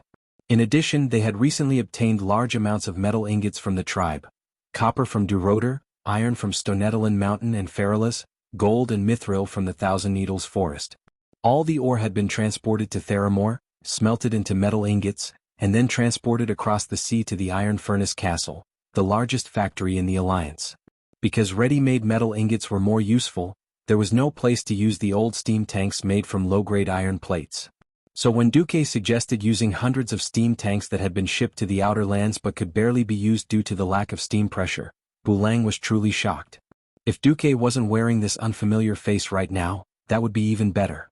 Bulang also knew that Duque was in trouble, so he waved his hand and gave the order to start. The mouth of the lake to the south of Dark Lake Village wasn't an area that Vashj focused on defending.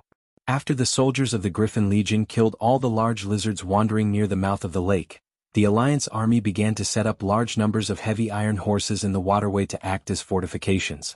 When 5,000 human infantry, 500 elven archers, and 200 mages formed a line of defense, the human engineers drove the rumbling steam tanks into the lake. It had to be said that this was a technical job that required a lot of courage. Of course, they could use iron rods to press down on the accelerator and let the tanks continue to sink into the water. But in reality, many things could happen before they sank. Would they go astray? Could it be that the water was too shallow and the steam tank was stuck? The air pressure in the outer realm was low and all kinds of situations could happen. All of these required the pilot to use his own experience and skills to adjust. More than once, Duque had seen the tank soldiers from Stormwind. In order to be accurate, they would often wait for the tank to start sinking before jumping out of the cockpit like parkour. This made Duque shudder with fear. One east and one west, working in two directions at the same time, greatly increased the efficiency. In less than half an hour, a rough dam appeared in front of the Alliance soldiers. Wow! The engineers cheered enthusiastically. Keep it up, lads! Bulang shouted.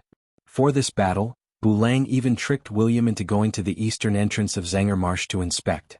As a matter of fact, Vash took the bait.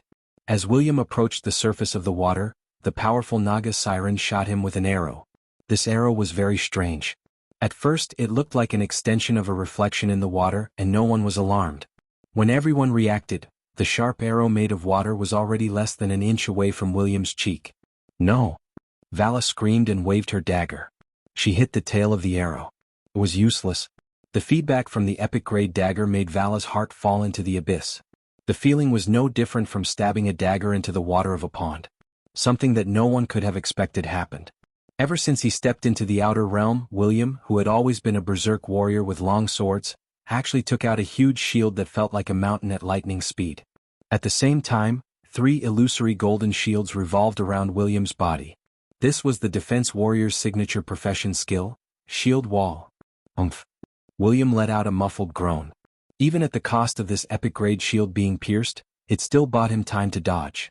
William's entire body was almost parallel to the ground as he dodged the water arrows splashed by a hair's breadth. Tisk. A disdainful soul voice came from the water. William didn't come here alone. As the commander of the Outer Realm's allied forces, besides Vala and Brawl, there were also Solarian, Lilith, and other hero-level powerhouses beside him. Unless Vala was willing to give up her advantage in the water and run to the land to fight William and the others, she could only give up. In fact, not long after they retreated, Vala received information from the Dark Lake village. What? Good plan. Vala's seductive face flashed with a fierce glint. Let the Tidewalker pass. On the other side, in the south of the Dark Lake village, intense construction was still going on. A temporary dam formed by 4 huge steam tanks sunk side by side had already appeared in front of everyone. Using the tanks that had sunk into the water and were filled with rocks as the foundation, a large number of sandbags were thrown to the north of the dam. The originally turbulent water had now become a small stream. When the flow of the water slowed down slightly, Duque ordered people to pour cement into the water. Hee. In another half a day, even if Vala came personally, she wouldn't be able to deal with this dam. Bulang snickered. Don't laugh too early, Duque warned. Never underestimate an intelligent powerhouse. As if confirming Duque's guess, rumbling footsteps came from the north of the Dark Lake village an hour later. Oh. Duque and Bulang frowned at the same time. A scout came. Report.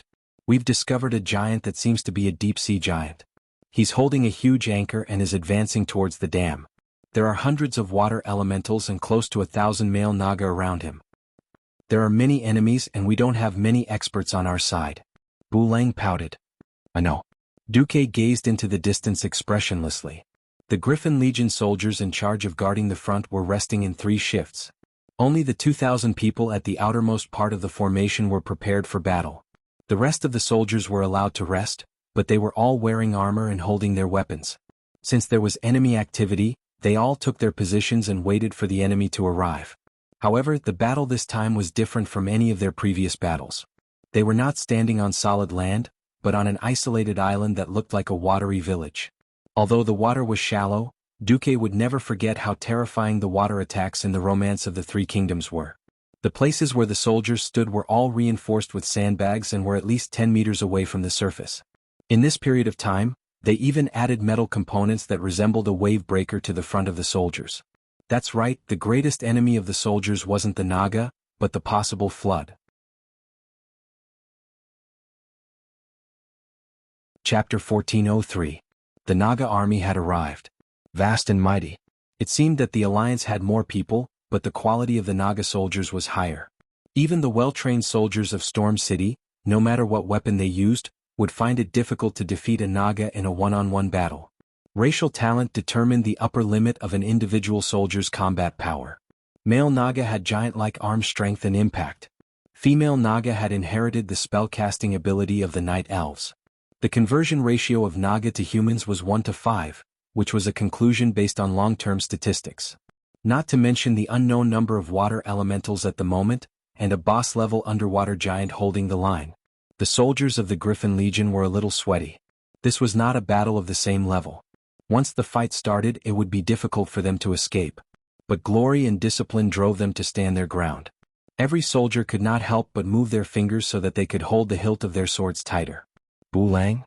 Duque said softly. "Yes." Bulang snapped his fingers. Suddenly, not only the Griffin Legion, but even the Naga noticed the change above their heads. They instinctively raised their heads and looked at the huge shadow in the sky that covered them all. It was a fleet of spaceships. First, four giant ships with 3-story gun decks and towering stern were descending from the top of the dark void.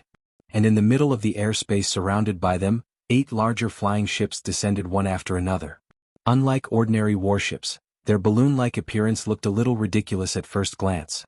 Judging from the appearance of only a single-story gun deck, this should be a transport ship.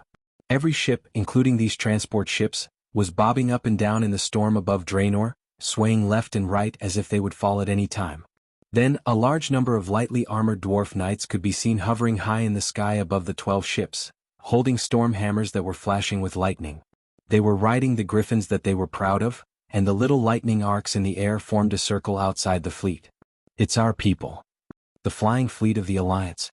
The sudden appearance of the strange enemy finally affected the Nagas and the others. Even the leader of the deep-sea giants, Moroger Tidewalker, could not help but raise his huge head to look at the uninvited guest who suddenly broke in mid-air. It wasn't that Serpent Temple's troops didn't want to do something, but it was too high.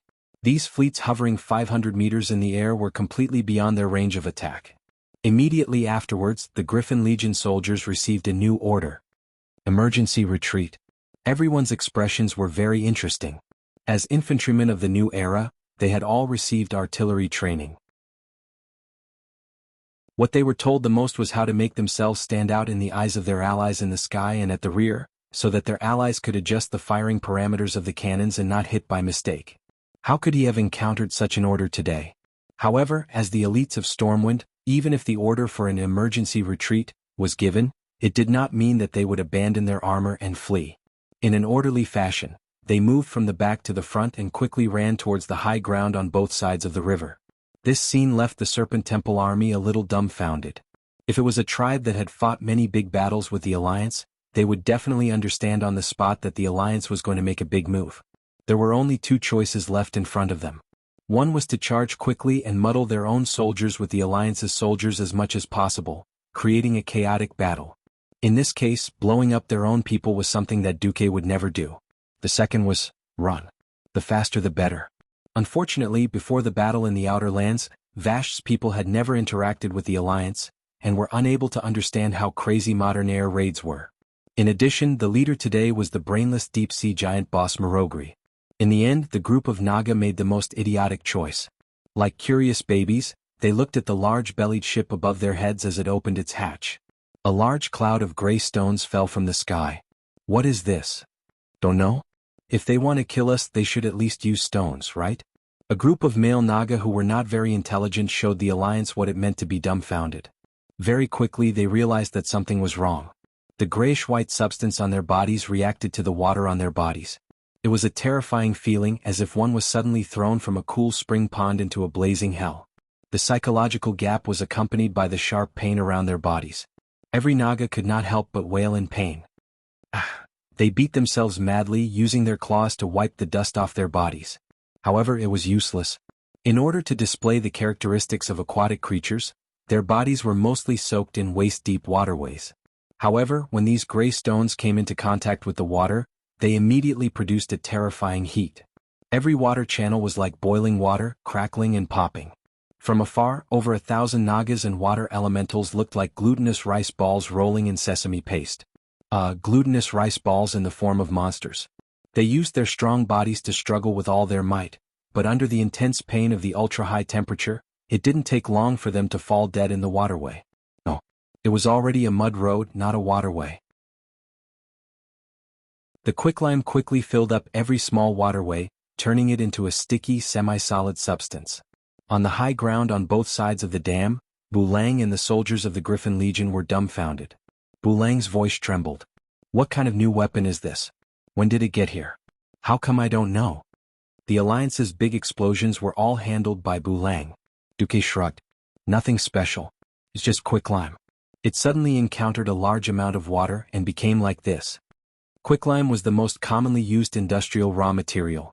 It would mature after being wet, and was a typical coating material and adhesive for bricks and tiles. Bulang, of course, did not know because this stuff was originally used to build blockhouses. Quicklime would produce high heat when it came into contact with water. For a certain transmigrator, this was just common knowledge in middle school. But for Bulang, who had never looked back on the road of explosions, this was obviously unorthodox knowledge. Bulang's tongue was hanging out, and his eyeballs were about to pop out of their sockets. His brain seemed to be unable to accept that such a strong Naga division was completely destroyed in a few blinks of an eye. Bulang's brain worked very quickly. If there was enough quicklime, then the crooked dead lands of Zangermarsh that ordinary people could not set foot in would all become roads. At this moment, the deep-sea giant boss Marogri, who was heavily injured by the high heat of the quicklime, went crazy. Chapter 1404. The condition of the ground was terrible. There was boiling lava-like stuff everywhere, hot and sticky. It was like walking in the crater of an erupting volcano. Marogri slipped and half of his body was stuck in the slurry mountain of slurry, which made him feel even more pain. Roar! Marogri tried to summon a water ball to get rid of the disgusting stuff on his body, but the surrounding water had all turned into sticky slurry. This stuff was beyond the scope of nature, so he naturally could not command it. Without magic, he still had a strong body that was unimaginable to mortals. His huge body that was 6 stories tall could be said to be unstoppable when he charged. After letting out a roar, he instinctively identified a direction and launched a violent charge. Originally, seeing such a formation, the Alliance infantrymen would probably be scared to the point of peeing their pants. If he had not been blinded by the limestone, a ridiculous tragedy was born. If he had charged in the right direction, whether it was the tiny human infantrymen or the few diesel tanks, they would not have been able to stop him. Unfortunately, he charged in the wrong direction. Dark Swamp Village was originally not directly under Vasht's territory. It belonged to a group of broken. These Dreenii who had lost their minds had to add the new label of unlucky, in addition to losing their minds. The brute force of the deep-sea giant boss was not something that their crude houses built with straw and wood could resist. Not only the houses but even the huge stone mushrooms unique to Zangermarsh were also affected. Mushrooms that were 10 stories tall and 20 stories tall were directly knocked over by Marogri. The berserk but blind giant destroyed everything he touched in a frenzy. Broken wood, thatch and stone mushroom fragments exploded, splattering in all directions like rain. Fire! In the sky, the commander of the flying battleship ordered. The hatch of the cannon opened, and the cutting-edge cannons aimed at the giant, roaring loudly. However, most of the cannons missed. It was not that the Alliance's cannoneers were too bad, but the conditions in the outer realm were too bad. Without the core, it was already a miracle that Delano could still maintain an atmosphere that did not collapse. It was difficult to expect there to be any stable airflow or even air circulation in the sky of the outer realm. Because of the unstable airflow, all the flying battleships were like wild horses running wildly. No one knew which direction they would turn in the next moment. After all, the flying battleships were not birds of prey that could fly in the sky. Birds could instinctively adjust their body balance. On the other hand, the flying battleship could only rely on the helmsman's ability to make slow adjustments. To be honest, it was already a miracle for them to be able to fly into the sky and conduct an airdrop. Duque rolled his eyes. Clearly, in the irregular gales of the outland, flying warships could be used to blow up huge fortresses and fortresses. It would be a joke to think of covering fire. Bulang couldn't bear to watch such a terrible bombardment. He snapped his fingers. The dwarf artillerymen who had been deployed on both sides of the dam immediately lifted the camouflage net made of ropes and large pieces of leaves, revealing the cannons underneath. This time his aim was much better. As a cannon that had long been calibrated to shoot the elements, it could fire one shot in less than 30 seconds. The power of the new breech-loading cannon was also displayed at this time. The cannonball's initial speed was very fast, so fast that the giant boss had no time to react before it was hit. Just the first round of the fierce impact was enough to make Marogri stagger. Even with his thick skin and thick flesh, He could not withstand the bombardment of the 155mm cannon. In Duque's vision, a large flower of blood blossomed from the giant's shoulder along with the explosion. Perhaps in a place like the Serpent Cavern where they had to dive, they would have to fight a hero against a hero and kill him by force. But here, in the vast swamp, there were many ways to deal with this big guy. Malogri must die. Duque gritted his teeth. If he didn't die, he could use his giant anchor to destroy the new dam with brute force at any time. Once the Naga entered the Taroka forest unimpeded, the Alliance would be in trouble. After the first cannonball hit, there would naturally be a second, a third, an innumerable number of rounds. This was a battle between the new cannons and the old mysteries. Countless cannonballs collided with the majestic body. At that moment, the entire dark swamp village was shrouded in the glow of the explosion. In a trance, Duque seemed to see dark ripples of water appearing densely on Malogri's body. These ripples formed a layer of bright blue network at any time. Originally, it seemed that the sea giant had a chance to survive this wave. But at this moment the Alliance hit the jackpot. A powerful dwarf bombardier smashed a 4,000-pound super bomb onto Malogri's head. Boom! The explosion caused by the 2-ton bomb completely enveloped the entire dark swamp village and spread in all directions. With the giant at the center, there seemed to be a moment of delay before a visible shockwave swept across the entire swamp. Whoa! Mark Dooku wasn't Duque himself. Unless he wanted to use his life-saving skill, Ice Barrier, he could only obediently hide behind the enlarged Bulang who had activated Avatar. He wasn't the only one who had to hide. Even the retreating soldiers of the Griffin Legion had no choice but to crouch on the ground and use their rectangular tower shields to protect themselves from the flying sand and stones that came crashing down on them. Unfortunately, Duque had underestimated the power of the explosion. If it wasn't for Bulang grabbing him at the crucial moment, he probably wouldn't have been able to avoid the tragedy of being sent to the sky. This wasn't an exaggeration. Not far from them, more than 10 soldiers were blown away. The less fortunate ones fell directly onto the rocks beside the waterfall and probably died on the spot. Only half of them were luckier and fell into the pool below the waterfall with a splash. If it wasn't for the construction workers who hurriedly used poles and other things to pull them out, they probably would have fallen as well. Under normal circumstances, no one could swim in armor. Did he die from the explosion? Faced with Bulang's question, Duque really wanted to say yes. Unfortunately, the answer was the opposite of what he wanted. While he wasn't completely unscathed, Malogri was indeed not dead. His huge body was sealed in an even bigger ball of water. To Malogri, this suffocating situation was like returning to his mother's embrace. His face maintained a ferocious expression. His eyes didn't open and his mouth kept bubbling. Bulang and Duque's pupils suddenly shrank. Indeed, the huge water elemental beside Malogri that was 3 stories tall was very eye-catching. However, the focus of everyone's gazes was on the petite but charming female figure on the other side. Snake hair, a bow, a soft snake-shaped lower body, and an overwhelming evil aura. There was only one existence that fit this description. Vashj. Kakik. I really want you to enjoy the moment of victory. Unfortunately, I can't do it. After all, Malogri is one of the few decent subordinates I have.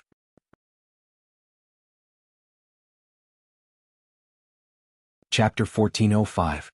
In a sense, Azeroth was also a world where blood and lives were used to prove that working together could kill all enemies. Elite monsters that one person couldn't kill, 2 more people could do it. Dungeons that one person definitely couldn't do it, 4 more companions could do it.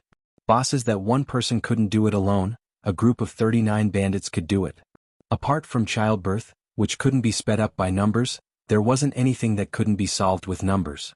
Being able to kill enemies and protect subordinates was a lesson that every boss had to learn. If Vashj was on Duque's side, Duque would have to give her a good review. But Vashj was an enemy, and she made such an exaggerated statement in such a condescending manner. Duque wasn't happy.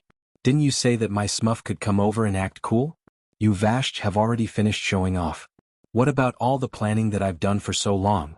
It wasn't that Duque didn't have a trump card, but the reason why it was called a trump card meant that it couldn't be played easily. This trump card was the magic net. As long as Mark Dooku existed, the magic net would cover the area. It was said to provide stable magical communication for the allies, but in reality, when necessary, it could become a special channel for Dooku to smuggle his personal goods.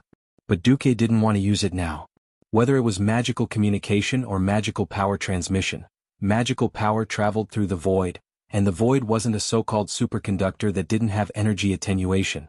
How could it be easy for Duque to connect magical power from Azeroth through the dark portal and then cross the energy-poor Hellfire Peninsula? For every 100 units of magical power transmitted, at least 80 to 95 units would be wasted.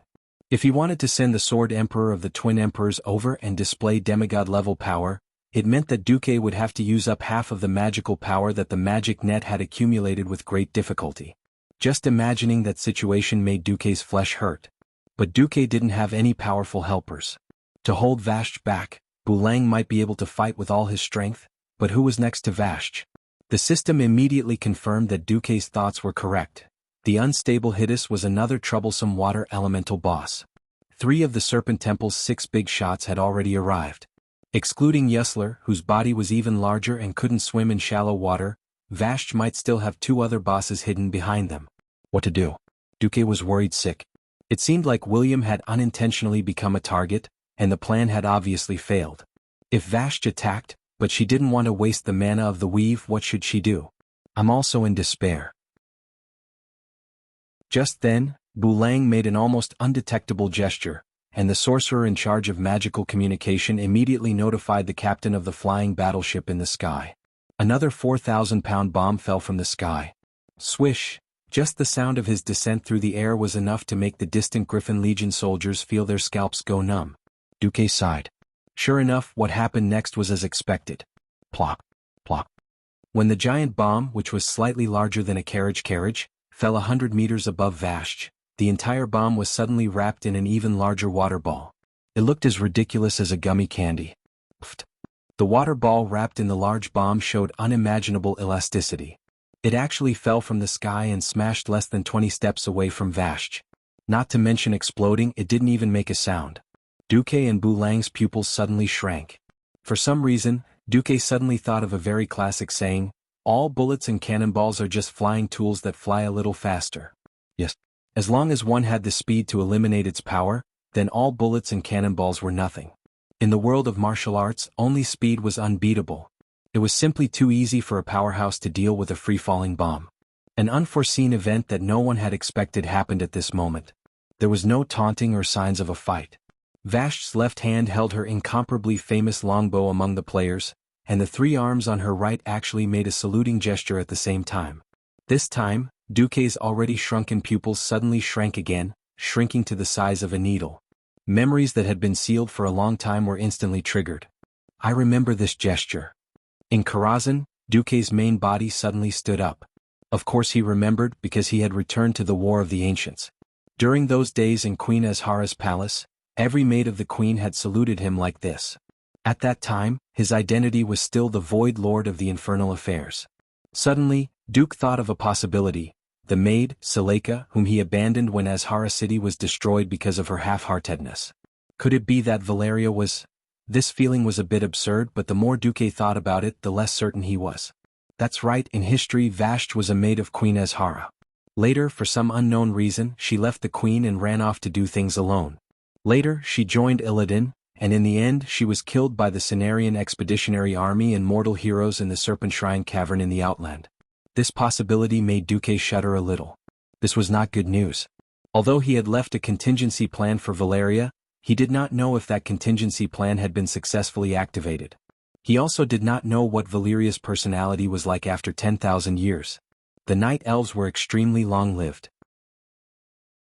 Similarly, 10,000 years could completely change a person.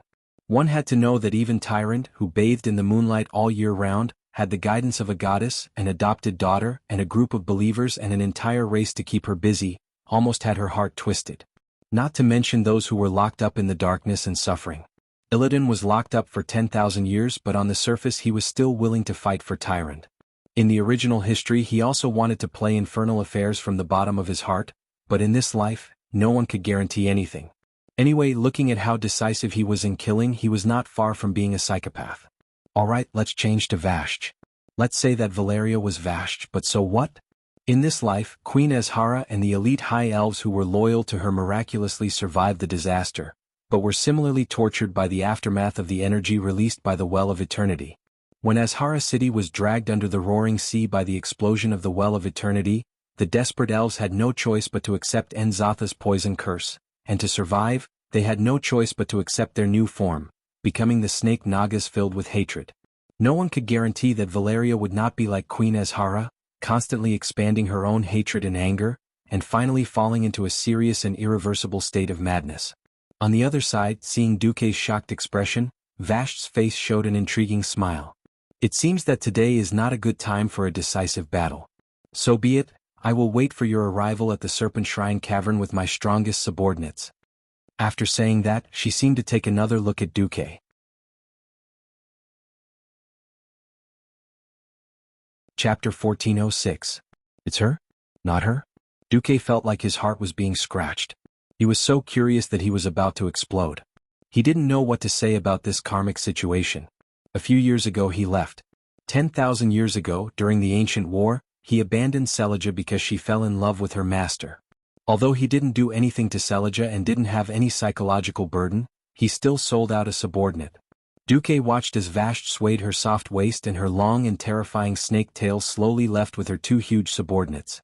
She submerged into the swamp in the distance and swam to the dark swamp lake further away. Duke suddenly seemed to have lost something. At this moment in Karazhan's room, there was a sudden clang at the door.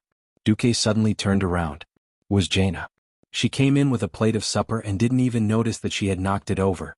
Jaina's face, which was always intelligent, was twitching in pain. Vash, I found you. Jaina's voice didn't give Duke a feeling of resentment. But Duke could clearly feel the persistence in her that couldn't be pulled back. Duke's heart skipped a beat. Sure enough, time can make people forget many things. If Vash didn't jump out, Duke would have almost forgotten how Jaina became the queen. The biggest reason Jaina didn't become the girl who sold out her father, who was despised by countless players in this life, was that her father, Daelin, died in the hands of Archimonde, who was crossing west to Mount Hyjal to destroy the Ghost Fleet. Jaina's big brother died in the mouth of the Red Dragon during the Second Battle of the Dark Portal. The second brother, Thanriad's family, and the destruction of the entire island of Kurtiras were done by Vashj and her subordinate, Naga, who joined Archimonde. Because Daelin was the king, the eldest prince, the second prince, and even the second prince's son all died, Jaina, the fourth in line to the throne of Kurtiras, became the queen. Now that Jaina was behaving strangely, Duke knew that this matter couldn't be resolved peacefully. Jaina, don't be rash. Duke flashed over and hugged Jaina. Jaina's delicate face froze for a moment. Then every curve of her face softened, and she leaned her head into Duke's embrace. Her golden hair dazzled Duke's eyes. Hey Duke, do you think that I used to hate my father and two brothers? Duke didn't know the answer, but he knew that Jaina just needed someone to talk to. So he didn't answer. Silence was perhaps the best answer. As expected, Jaina gently rubbed her face against Duke's chest. Strangely, Duke felt like he was petting a cat. I've never thought about hating my father, eldest brother and second brother. Do you know? In the 2,800 years before the 15 years of the Dark Portal, there wasn't a queen in the Eastern Kingdom. I was indignant, but I always thought that my limit was to build a career after marrying you, to prove that I could be independent. A bunch of queens appeared during the third battle of the Dark Portal. Duke recalled that he was also a professional in creating queens. I know why my father treated me coldly in his last days. An outstanding princess was the biggest threat to a mediocre prince. I accepted all of this, left the sea that I loved, the Dalajan that I loved, and went to the Elven Forest. Jaina's eyes were dazed, as if she had returned to the time when she was 15 years old. Although it seemed glorious, it was actually extremely lonely. Actually, I had already accepted my fate and surrendered to fate. I thought that was my limit. So when you let me manage Salamar, I was very happy, really happy. Because there was finally someone in this world who appreciated my ability, and not my beauty. What's more, that person was you, the person I had always longed for. Unknowingly, Duque felt a moist feeling in his chest. Jaina cried. I never wanted to be a queen in this way. Even if I really wanted to be a queen, it should be the Celamorians who trusted me, supported me, and were willing to sacrifice their lives for me. They should raise the flag that only belongs to me, Jaina, and offer me the queen's throne. Hearing this, Duque also smiled and gently stroked Jaina's head. What an ambitious queen.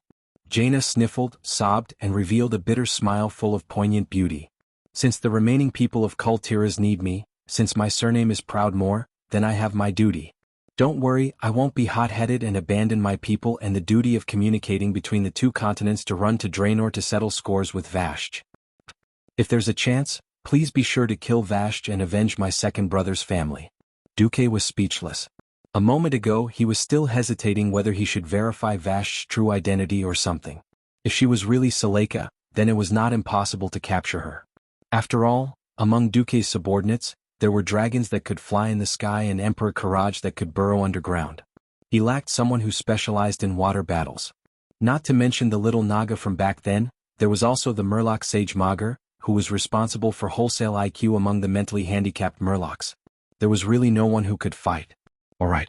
Now, one of the core members of his harem, Jaina, had spoken. Even if Vashj was really Seleka, he could not let her go so easily. Don't worry, as long as I catch Vashj, I will bring her to you. You can steam her, braise her, whatever you want.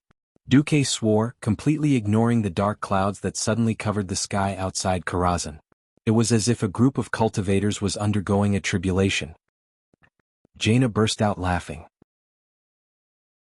She lightly punched Duque's chest with her small fists and coquettishly said, "What do you think I am? I'm not the Tyrannosaurus Rex in the crater." Duque suddenly felt really touched. Should he say that this was a woman he had taught since she was a little girl? This personality was many times better than the original Jaina in history. Jaina was a busy person.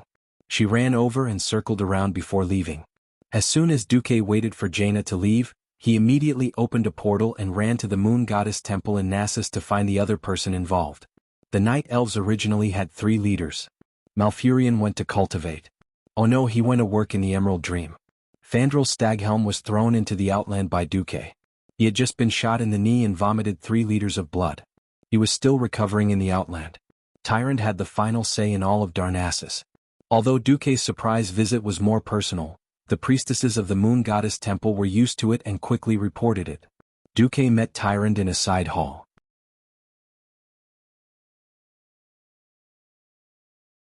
Chapter 1407. Oh, what a rare guest. I didn't think that you, Duque, would actually come looking for me. But this is the Moon Goddess Church. As soon as the host and guest were seated, Tyrant's dignified, flawless, and holy face blushed for a moment. Continue acting. Sometimes Duque felt sorry for the Night Elves. The spokesperson of the goddess they believed in, the High Priestess Tyrant, had already been fed to the wolves in order to win the War of the Ancients 10,000 years ago. Her moral integrity had been crushed in the process of Duque's evil fantasies. Ahem. Duque coughed dryly and put on a straight face. I'm here to talk business. Since Duque said it was business, Tyrant, who was dressed in priestess robes, immediately straightened her attitude and sat opposite Duque with her most flawless appearance. She raised her hand gently, her posture as elegant as a painting. Commander, please speak your mind. It's about the War of the Ancients, the time I spent with you in Azhara's palace. Before Duque could finish, Tyrant's face, which she had put on a dignified expression with great difficulty, immediately turned red. Damn it, you're still saying that you're not messing with me? I already said that this is the Moon Goddess Church. The goddess will definitely pay attention to this place. No, I'm talking about Selija, Duque said firmly. Tyrant's eyes widened, and there was some hesitation in them. After thinking about the latest reports from the Alliance, she immediately understood everything. You suspect that Selija is the current Vashj? Yes. Looks like you've made your choice. Indeed. Duque smiled bitterly. He had no reason to fall out with Jaina just to subdue an unknown Selija, Vashj. I understand. You're here to seek enlightenment. Perhaps. I'm someone who cherishes old friendships. If it's someone I don't know, whether he lives or dies has nothing to do with me. If necessary, I can easily destroy him. But old friends? Duque stuttered. He suddenly realized that being a leader was very painful, especially being the leader of the Alliance. Or perhaps it was because the situations he faced in the past were always black and white. Are you an anti-party? If that's the case, I'll beat you to death. You aren't going to go against the Alliance, right? As long as you kill the Burning Legion with me, everything will be fine. Duque could even forgive the beastmen who had committed countless evil deeds, and he could ignore the existence of Orgrim and Anastrian. However, he felt uncomfortable killing a maidservant who had served him before. Tyrant spoke softly. The Moon Goddess, Elun, always taught us to look at problems from multiple perspectives. For example, although the Nagas and the Fel Orcs are our enemies, they are not truly evil. Tyrant's words shocked Duque. If the other radicals in the alliance were to find out what you said, you would probably be criticized by many, right? Tyrant smiled and continued, be it the beastmen of the old tribes, the fell beastmen or the Naga, they are all beastmen. They came to this world or Draenor to seek land in order to survive.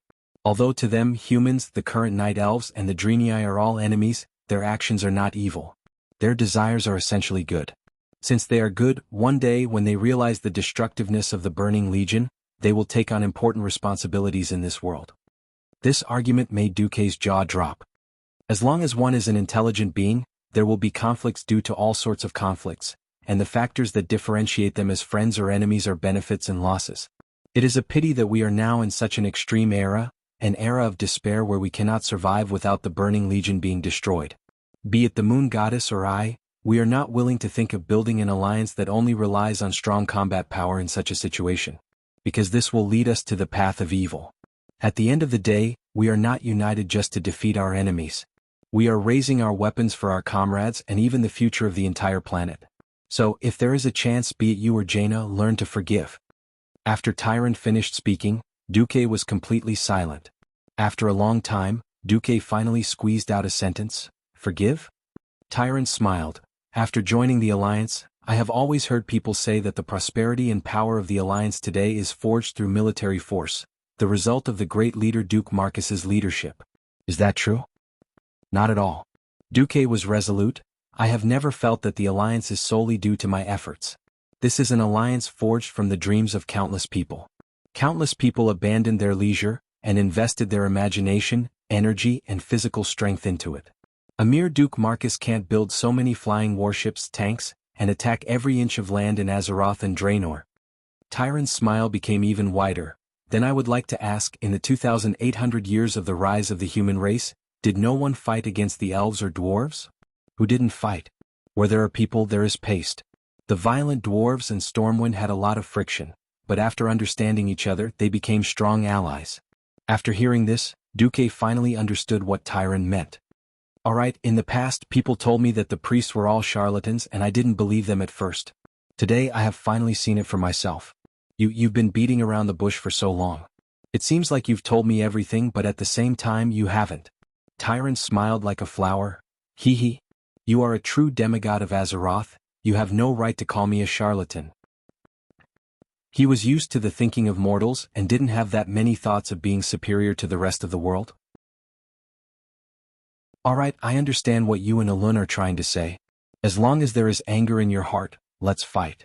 Until one side is done. After that, I, the guide, will have to deal with the aftermath. Oh please, this is a death grudge. Tyrant sat down and leaned on Duke, rubbing herself against him. Duke Marcus, the only person in the Alliance who has the aura of a legend, the man who can always make the impossible possible, the partner of me, Jaina, and other outstanding women. This matter depends on you.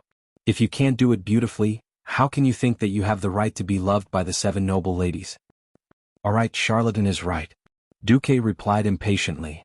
I really hope that one day every race in the Alliance can create an ideal world without war. When that time comes, I won't have to work so hard, mediating disputes every day and doing all sorts of things. Alright, I won't let you down. Chapter 1408. Tyrant sent Duque to the main entrance of the Moon Goddess's temple. Duque opened the portal and looked up at the bright moon in the sky. That was the light of the Moon Goddess. For the past 25,000 years, this light had shone on the land of Azeroth every night. That kind of gentle radiance that contained divinity, just one glance was enough to make one remember its glittering pride forever. Elun had witnessed the rise and fall of Azeroth. From the tragic slaughter of the Dark Empire to the shocking ancient war 10,000 years ago. She had worked tirelessly to heal this scarred world for a long time. The goddess Elun was respectable and praiseworthy. On the surface, Duque was here to communicate with Tyrant, but in reality he was also greeting Elun. Regardless of whether Vashj succeeded or not, he had to report it to Elun. Since Tyrant had repeatedly mentioned forgiveness, it was okay. Sigh. Duque sighed softly. Elun was worried sick about Queen Azhara and the other fallen night elves. They did not believe in the goddess and blindly pursued power in their uncontrollable domain. In the end, they attracted the Burning Legion and played out a typical example of playing with fire. Not only did they harm themselves but they also caused the entire continent to sink, and billions of lives were lost. No matter how one looked at it, Ilun's heart could be said to be great. If these bastards were Duque's subordinates, they would have been killed long ago, and not even their souls would be left. Only Ilun would be willing to forgive and hope to guide them back on the right path. Of course, Ilun could not publicly issue an oracle to support Duque's actions. As the commander of the alliance, it was one thing for Duque to take in the Nagas as his underlings. As the only true goddess of the Night Elves, it was another thing for her to do it publicly. If this kind of guy who abandoned his compatriots and allowed demons to slaughter his compatriots could be easily forgiven, what would the Night Elves who had supported Ilun for more than 10,000 years think? This was a major matter that would affect the foundation of the goddess's believers. Therefore, the goddess could not step forward and could only agree to Duque to do it in a tacit manner. Back in Karazhan, Duque immediately followed his instructions. "Oh Vasht, are you Seleka? Oh, it doesn't matter. There's no future for you to follow Queen Azhara or the Burning Legion. Hurry up and throw yourself into the arms of Master Duque. Master will bring you along to show off and fly." It wasn't that Duque hadn't thought about it. Once his aura of a tortoise rose, Miss Vasht would immediately bow her head and call him master. Unfortunately, he could only dream about it. None of the ancient gods ran a charity, so how could Enzos treat Queen Azhara like a treasure? Not to mention Vasht, the queen's maid. The queen was almost begging for food, so how could the maids be any better? In any case, regardless of whether she was Celia or not, she couldn't escape the dark history of being thrown into the pitch-black, boundless deep sea and suffering for 10,000 years. Let's get rid of the foreign aid first. Duque sighed slightly. In the days that followed, the alliance advanced on 3 fronts. The Horde gathered almost all the mobile forces that could be used and ran to attack Ochinton in the south of Terakar Forest, trying to open up the road to Nagrand. After realizing that he couldn't deal with Vasht well, William had no choice but to lead the main force of the alliance to expand in Terakar Forest. In order to ensure supplies from the Hellfire Peninsula to Shotrath City, they first took care of the Raven Nest at the west side of the Thorns Rampart rocky grounds and beat the Crow people inside until they were covered in feathers. Then they entered Turam at the south side of the Thorns Rampart rocky grounds and took care of the former Drenii who had turned into a lunatic. Finally, the alliance began to build a new stronghold in the south of Terakar Forest near the Moon Shadow Valley. Originally, this stronghold would be named Aurelia Stronghold, to commemorate the heroine Aurelia who had disappeared in the Outland War. But in this life, Aurelia had never gone to the Outland. Moreover, the next person to guard the stronghold would be the 4th sister of the Windrunner family, Lilith, who was better at fighting in the jungle. Thus, this stronghold was renamed Windrunner Stronghold. The battles on these 2 fronts were fought in accordance with the rules. There were no surprises and naturally no surprises. The entire alliance's attention was attracted by the battle in Zanger Marsh. The other side said that it was led by Bulang Bronzebeard, but everyone knew that Bulang was a short-tempered dwarf and couldn't fight such a delicate multi-threaded attack. Time entered December. After consolidating the dam at Dark Swamp Village Waterfall, the alliance mobilized more than 50 flying ships of various types from Azeroth. Only less than 1/5 of the warships were left, and the rest were all simple flying transport ships. 2 large propellers coupled with the new diesel engine and a huge metal cargo hold that looked like a goldfish with a big belly, that was a transport ship. The Alliance and Horde weren't good at fighting in swamps, right? Alright, I'll fill the swamps. Lakes and everything else will be filled up. What seemed like a fantasy was nothing in the face of the Alliance's incomparably powerful transportation capabilities. A smaller flying transport ship could carry 500 tons of sand. A larger one could carry 3,000 tons. From day to night, these transport ships did nothing but work in 3 shifts. Under the cover of the flying warships and other air forces, they loaded sand onto the mountains of Hellfire Peninsula. Then the first step was to fill up Dark Swamp Lake, which was located between Nagrand in the west, Terakar Forest in the south and Hellfire Peninsula in the east. I'm not as good as you in water battles. Alright, now I'll force you to fight me on land. Let's see how you Naga can act. Facing a transport ship that could drop sand from 500 meters in the air, the Naga side really couldn't do anything. In the Outland where magic was chaotic, no one's magic could be blasted out more than 500 meters. There were so many bosses in the Serpent Shrine, but none of them could fly. They could only stare at the Karaji bugmen flying around in the sky and the small boss Shatura. The water in the swamp area wasn't deep to begin with. After a few rounds of dropping sand, the waterways leading to Dark Swamp Lake were all filled up. Unless the Naga had the ability to deal with sand better than the Alliance. Whether it was eating it and pulling it into the void, or using magic to make it disappear, as long as they couldn't deal with the sand, they had no choice but to accept the cruel fact that the area they controlled was decreasing every day. When the Alliance used sand to divide Dark Swamp Lake into 7 or 8 pieces, the efficiency of filling up the lake increased. Under the cover of the Air Force, the fearless dwarves drove diesel bulldozers and started filling up the lake. There was no solution to this kind of shameless fighting style. As a last resort, on the 12th of December, the fell orcs once again appeared in the original filling area of Dark Swamp Lake. Unexpectedly, when the fell orcs were more than a kilometer away from the water's edge, a group of Griffin Knights and Hippogriphon archers immediately rushed up. And then there was no then.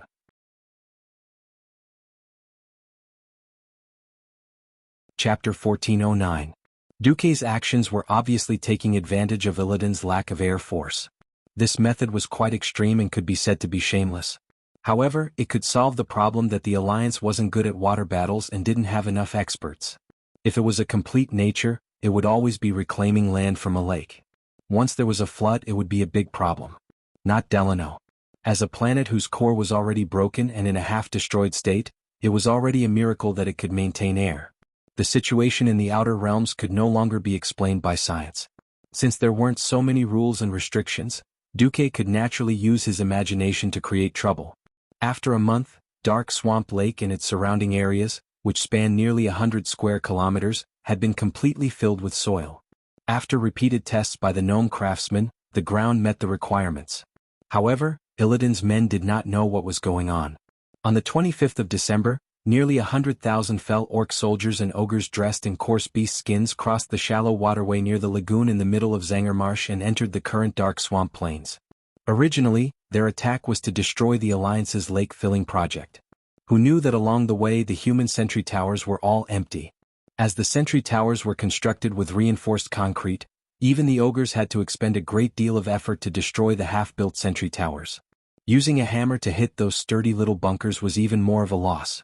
Often, even if the hammer was broken, it might not even make a hole. However, the Beastman army was still advancing forward, and their progress was unbelievably smooth. Even Kargith Bladefist, who was supervising the battle from afar, could not help but raise his eyebrows slightly. As one of the few tribal chiefs who had seen the power of the Alliance's artillery, he had no choice but to deal with the orders from above timidly. If he had a choice, he definitely wouldn't choose to attack the Alliance in such a terrain. It was a pity that Illidan wasn't here. The orders of the second-in-command of the organization, Vashj, wasn't something that he, the newly defeated Beastman leader, could resist. Although Kargith's temperament was irascible, he still carefully divided the 100,000 fell orcs under his command into 5 echelons. With a loose formation that was almost equivalent to a human line of soldiers, he allowed the fell orcs to advance forward. To the evil beastmen who were still in the era of cold weapons, it could only be said that there was no other way. Of course, concentrating troops would allow them to display their close combat prowess, but the Alliance's cannons weren't to be trifled with. In one morning they had advanced nearly 20 kilometers. It was more like an armed parade than a march. Kargith became even more agitated. Right at this moment, a muffled sound of thunder came from the distant sky. Human cannons? Get down? Kargith shouted almost immediately. When being bombarded, quickly get down or else there would be a higher chance of being hit by the shrapnel and reaping your life.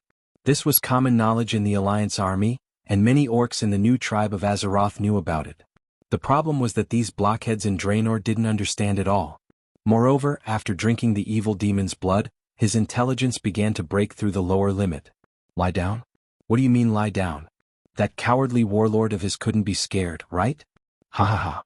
Not only the fell orcs in the distance, but even Kargith's personal guards were loudly mocking Kargith. This was the inherent thinking of the orcs who were behind the times. Before they saw real technology and schemes, they didn't know what was scary. Perhaps they were not intelligent enough to understand this. In any case, there was only one word in their dictionary: reckless. Meanwhile, on the other side of the Black Pearl, Duque, Hoof Imriel, and Bulang looked into the distance together. Sitting on this flying warship that could barely be dismantled and transported over through the dark portal, and then reassembled into the largest flying warship, the stability was greatly improved. If it was any other ship, Duque was afraid that his hoof would vomit, and he would kneel before seeing what he wanted her to see. Hey, Mark. Didn't you say you wanted me to see something new? Firing cannons again, what's the point? Come to think of it, I've been burying steaks so much that I want to vomit. Imriel swayed the little tail on her butt. For some reason, Duque had the urge to play with the tail. Of course he resisted. This was a taboo for the Drenii, especially the females. In response to Imriel's ridicule, Duque smiled. At this point in time, Imriel was still very inexperienced. She was practically a newbie who hadn't even left the beginner's village. Throwing her to the front lines to fight with the orcs, even if Duque was willing, Valen would feel the pinch. He might as well send her to bury the magic net node pillars. The elements in the Outland were too chaotic, and it was not easy to maintain the orderly circulation of the elements. Before connecting with Shotrath City, if the magic net in Azeroth was the gigabit fiber broadband before transmigration, then in the Outland, it was the pitiful old 256K dial-up water pipe. How could it not be widened? And not having enough nodes meant that there was not enough Wi-Fi. Not having enough transmission distance meant that Mark Dooku's movement area was restricted. This was unforgivable. The reinforcement of the network these days was not only to increase the magic net's capacity, but also to replace that damned 100 megabit router with a gigabit class enterprise router. Of course, the most important thing was that Duque had finally found a new source of magic for the magic net. That's right, it was that Neru from Shotrath City. It was impossible for Duque to learn from a certain fellow and treat the Neru as a simple little son, a magic juicer. But where there was a Neru, the weather was generally good, and the elements were orderly and peaceful. After obtaining Valen's consent, Duque got Solarian to set up a new elemental absorption spell formation in Shotrath City, absorbing the 4 major elements around Shotrath City into the magic net. It was no exaggeration to say that with the magic support of Shotrath City, Mark Dooku's current strength was more than twice as strong as when he first entered the Outland. He was 100% a Radiant Moon Archmage puppet. Speaking of which, the hoof had done so much work, and Duque was also happy to tease this amusing hoof. He raised his hand and pointed into the distance. Look, the plane, flat, plane? Duque blushed. A slip of the tongue. Look at that mass of dark clouds. If Duque had not mentioned it, not many people would have known what the volley of cannons was for. A large mass of dark clouds gathered above the muddy ground of Dark Swamp Lake at a speed visible to the naked eye. Then, accompanied by a golden bolt of lightning, heavy rain came pouring down. In a few breaths, the originally soft ground had turned into mud. This is... Duque waved his hand in a cool manner, like a conductor waving his right hand in a beautiful arc. I call this artificial rain.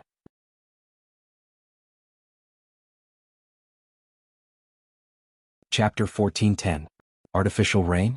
The technology of the Alliance was so advanced that they could even control rain? Regardless of what was going on, it was so high class. Hoof crossed his fingers and his tail spun like an electric fan.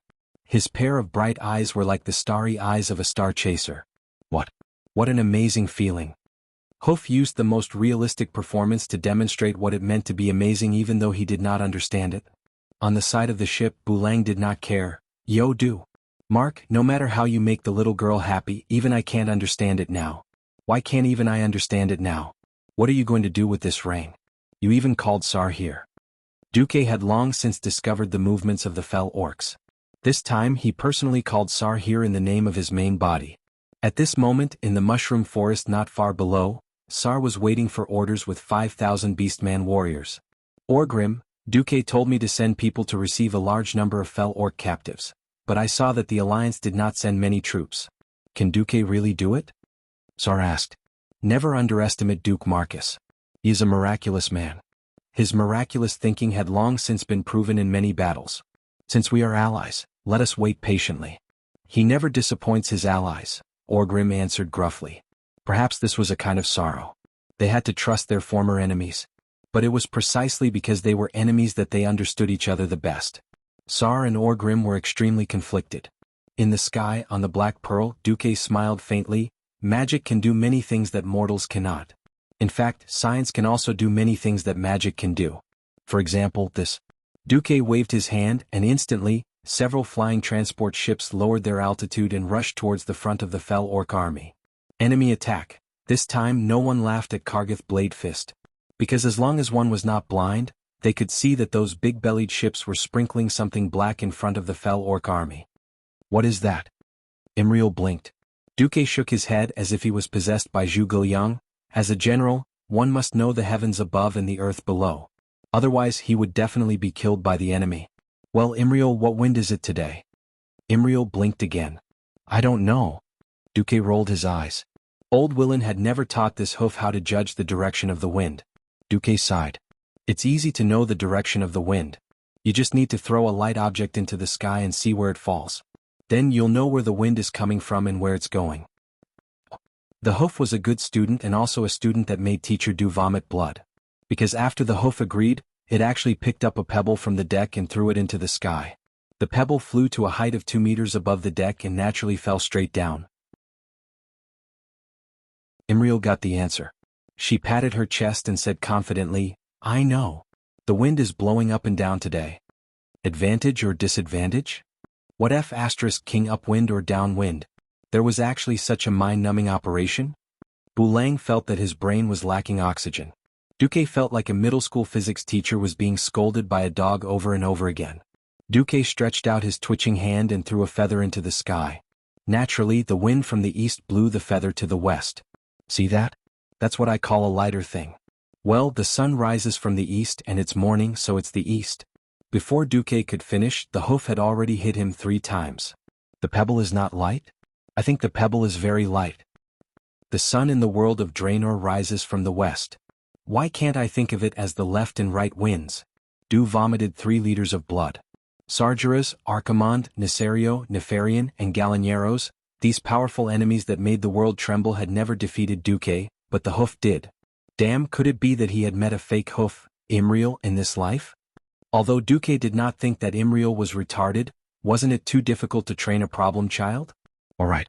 I'd rather choose to launch a suicidal charge against the Burning Legion.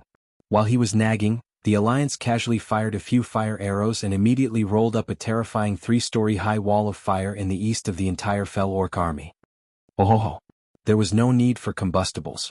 The black oil residue that fell from the sky was the most terrifying flammable thing. Any Fel Orc who dared to rush into the wall of fire would be burned into charcoal by the fire that had just been ignited. As the transport ship continued to release oil in midair, the fire continued to spread forward along the course of the transport ship. In that moment of distraction, the sea of fire had already formed a U-shape and surrounded the Fel Orc army from the east, south, and north. The line of soldiers that was originally 3 kilometers wide was now compressed by the fierce fire. Don't be afraid. Kargith tried to stabilize the Fel Orcs who were starting to run back. At this moment, the Alliance warships in the sky began to fire. Dozens of artillery shells landed at the forefront of the Fel Orc vanguard and exploded right in the middle of the 100 or so infantrymen gathered there. With a series of loud explosions, the Fel Orc army was instantly covered in blood and flesh. It was not just artillery fire. Even more flying ships flew above the Fel Orc vanguard and dropped 500-pound bombs. The artillery shells and bombs opened up a large series of craters on the ground. The stones that were blown up and the stone mushrooms, along with the green severed limbs, fell like hail on the heads of the surrounding Fel Orcs. For a moment, screams and groans of pain were heard. In the face of the fire and explosions, the defeated army that had been chased out of the Hellfire Peninsula by the Alliance not long ago remembered the horror. Although the evil demon's blood made them violent, it was the instinct of most creatures to fear fire. The morale of the Fel Orc army collapsed. They did not care if there were still troops behind them. They turned around and ran faster than rabbits. The unexpected also happened at this moment. The land that had no problems when they came and would not leave footprints when they stepped on it had all turned into mud under the heavy rain. At this moment, it was even more terrifying than the mud. What made the orcs even more uncomfortable was that countless steel ropes suddenly fell from the sky. The ropes themselves did not have much lethality. The thick-skinned Fel Orcs were at most dizzy from being smashed. What happened next was more terrifying. Perhaps every transmigrator had this kind of experience. They put the earphone cable in their pocket and in a few moments, it became a mess. The situation now was similar. These ropes, which were supposed to be used to fix the ship, were easily mixed with the mud and became the most terrifying capture attack. Countless Fel Orcs huddled in the mud that was less than 4 kilometers wide and rolled around, fighting each other. Often, when one of them got up, the rope on his leg would trip another Fel Orc. The scene was extremely comical. In the distance, Sar and Orgrim were simply dumbfounded. There was actually such a thing.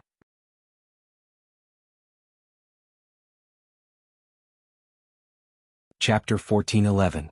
To be honest, Sar and Orgrim had a love-hate relationship with their brethren who foolishly ran off to drink the demon's blood. If these guys could be saved, the tribe would immediately gain a strong army once the poison of the demon's blood was removed. That was over 100,000 strong young men. It was almost more than the total beastmen population of the tribe. Unfortunately, these crazy brethren were not easy to catch. The blood of the Lord of the Abyss was many times stronger than chicken blood.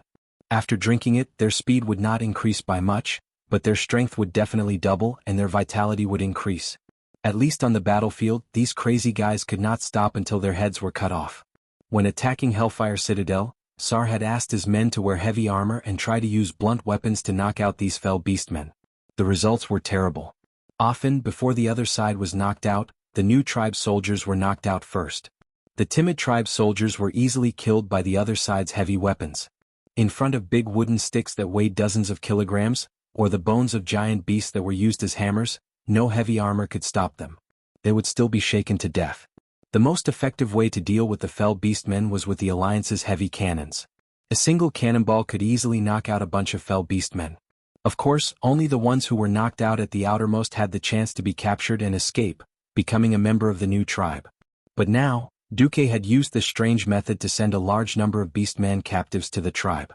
In Sar's eyes, every battered and exhausted fell beastman was a treasure more valuable than gold. As expected, Duque's eyes are on the entire world. Orgrim sighed. Thinking of Duque's bold words about killing the Burning Legion, Sar could not help but feel the difference between him and Duque. All right, let's attack. Wait. Seeing that Sar was about to give the order to attack, Orgrim pulled Sar back. Duque's message hasn't come yet. But, it looks like there's no danger, right? Wrong. Duque is such a person. Whoever crosses the line will have to bear the consequences. Don't go out until we hear from him. Almost as soon as Orgrim's voice trailed off, a strange rustling sound came from the west. Ancestor. What's that? Looking at the colorful ghostly things that flew into the sky like countless kites, Sal opened his mouth full of fangs. A large group of snakes flew into the sky. However, these snakes all had wings. It looked like the evil god Hacker. Yes, it was a flying snake. On the flying ship, the hoof cried out in surprise, "What's that?" Duque narrowed his eyes. He was also very surprised. He did not expect Naga to have such a thing. That's right, the Naga's exclusive unit, the Flying Snake, had never appeared in World of Warcraft and only existed in the battles of Warcraft. These annoying light air units were not large in size, but they were abnormally agile. Although the Alliance's Griffin Knights and Hippogriphon Knights were larger in size, the Alliance's main air force was unable to deal with these enemies that were too fast to hit. Bu Lang frowned when he saw the Alliance's Griffins approaching. Order the Griffin Legion to retreat and prepare the Type 3 grenades. Bu Lang ordered. When Bu Lang's aide-de-camp wanted to carry out the order, Duque stopped him. Don't use the Type 3 grenades. Go straight to the Bane the Father formation. Duque suddenly said. Although they were surprised that Mark Dooku, a mage who had no military rank, was standing beside Brian, no one had expected that Mark Dooku would overstep his authority and change Brian's orders in such a condescending tone. The aide-de-camp puffed up his cheeks and was about to scold Mark when he heard his boss say, "Do as he says." The Alliance had been fighting all over the world for 23 years. In the last 8 years after Duque took over, he trained a group of well-disciplined troops with modern military rules. They were known as the Iron Army. Duque's order was quickly carried out. In the sky, the Alliance's flying battleships formed a relatively dense trapezoid formation in the unstable airflow. It was like the audience seats in a stadium. The height of the first row was the lowest, while the height of the second row was higher, and so on. This time it wasn't just the battleships. Even the transport ships were lined up. 56 spaceships formed a slope-like formation. That's right. Due to the purpose and weight distribution of the transport ships, there weren't many heavy cannons installed. There was only a row of 102mm cannons on the top deck. But that didn't mean that they couldn't deal with fast, small but huge enemies. The answer was the strange thing that was revealed when the hatch was opened. What's this? It looks interesting. Hoof asked, wagging its tail. Before Duque put on the Hoof's earplugs, he laughed and said, "You can call it Bang Bang Cannon, 40mm octuple Bang Bang Cannon. The Alliance's latest and most powerful short-range air defense weapon. Of course, this thing couldn't compare to the original version of the World War II warship on Earth. This inferior version of the 8-barreled bang-bang cannon was more like an amalgamation of 8 large revolvers with the barrels of the guns fitted together. However, the trigger required a dwarf with earplugs. He had to use his hands to shake the gear that was the size of a wooden barrel lid. He had to continuously pull the trigger to fire the large ammunition that was dropped into the 40mm barrel from the chain above. These shells were as thick as 2 fingers, and each had more than 30 sharp nails that were as long as a finger. With the help of the black gunpowder, they could fly 500 meters away, forming a death barrage with a diameter of more than 2 meters that could tear through any light armor. Think about it. Not to mention the battleships, just the transport ships had 24 octuple bang-bang cannons on one side, and the cruisers had more than 50 of them. When more than 50 spaceships formed a large formation and a total of 1,000 anti-aircraft cannons fired at the same time, the scene was too beautiful. Sal and the other orcs below were dumbfounded. In less than 3 or 4 breaths, there were continuous explosions on the side of the entire fleet, like the long dragon roar of the guardian dragon. Accompanied by the roar of the anti-aircraft cannons, countless fine objects that flickered with a metallic luster formed a heavy rain that was denser than the flying snakes. It poured into the flying snakes like overflowing water. This time, these mysterious creatures that had never appeared in the eyes of mortals had been hit by bad luck before they could make a name for themselves. Faced with the countless steel nails flying at them, the flying snakes had their wings pierced in an instant, or their bodies that were covered with scales that weren't too hard. They fell from the sky almost soundlessly, scattering a dirty rain of blood. Not to mention the enemy, even Bulang the commander was dumbfounded. No wonder you insisted on building a Cleveland-class air defense ship. Nonsense. The Cleveland-class was called the Godfather of the world. Was it just an undeserved reputation? It's just that I changed the 40mm Bofors to bang-bang cannon.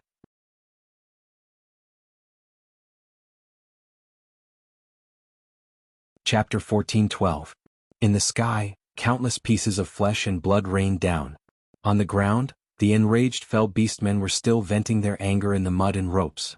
However, anyone with a bit of insight would know that Illidan's side was bound to lose.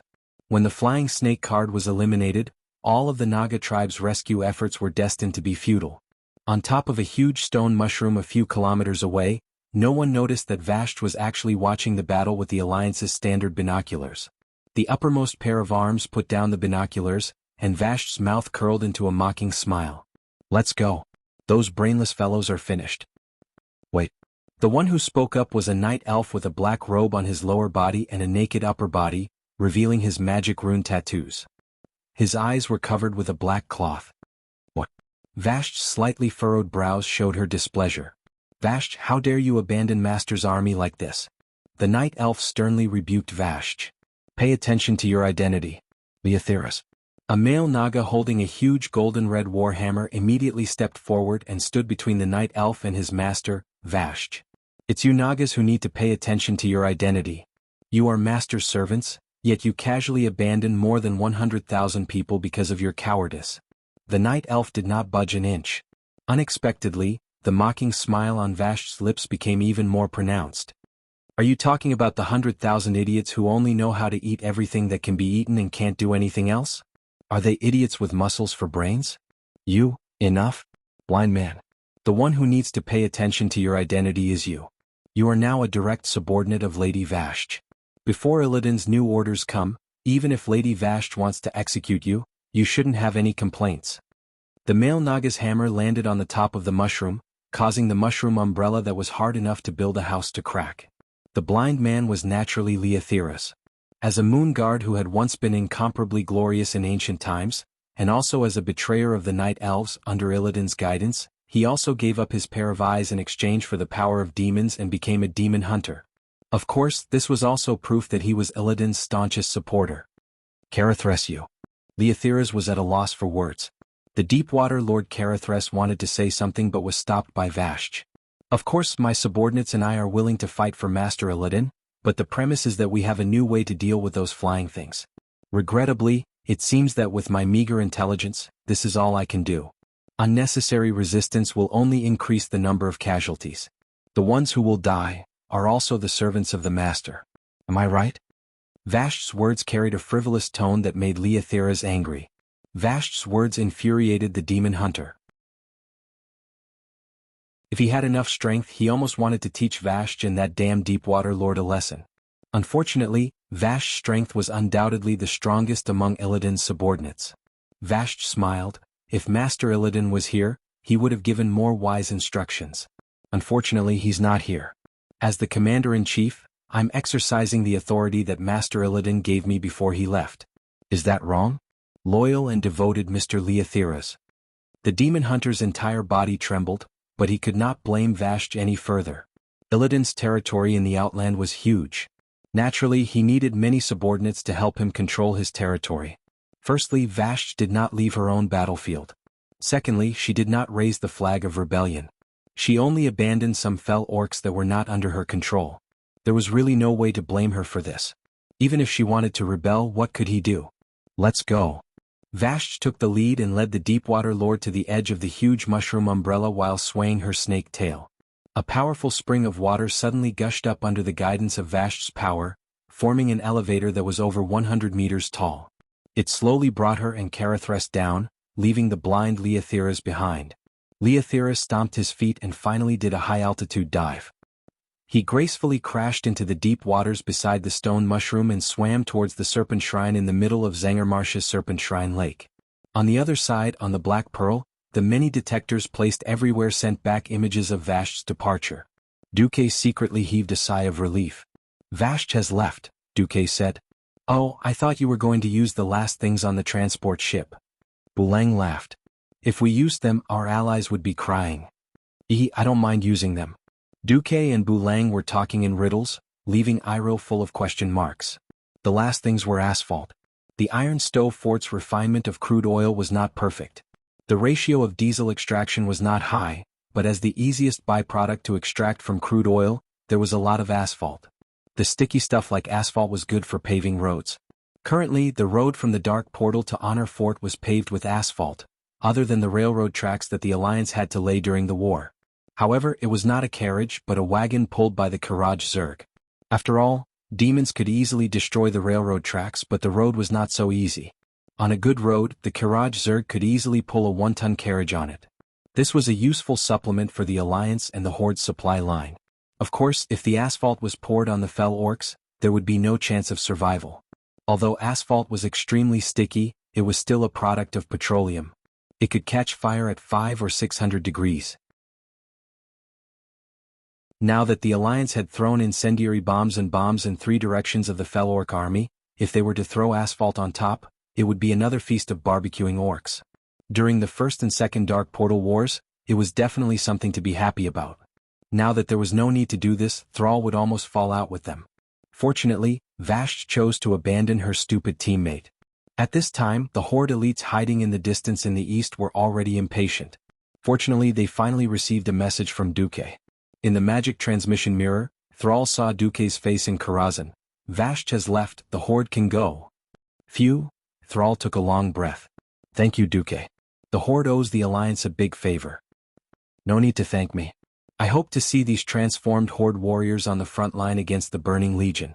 Duque smiled and nodded. Yes, do you need a small favor from the Alliance? Thrall originally wanted to say no, but he immediately changed his mind. Thank you.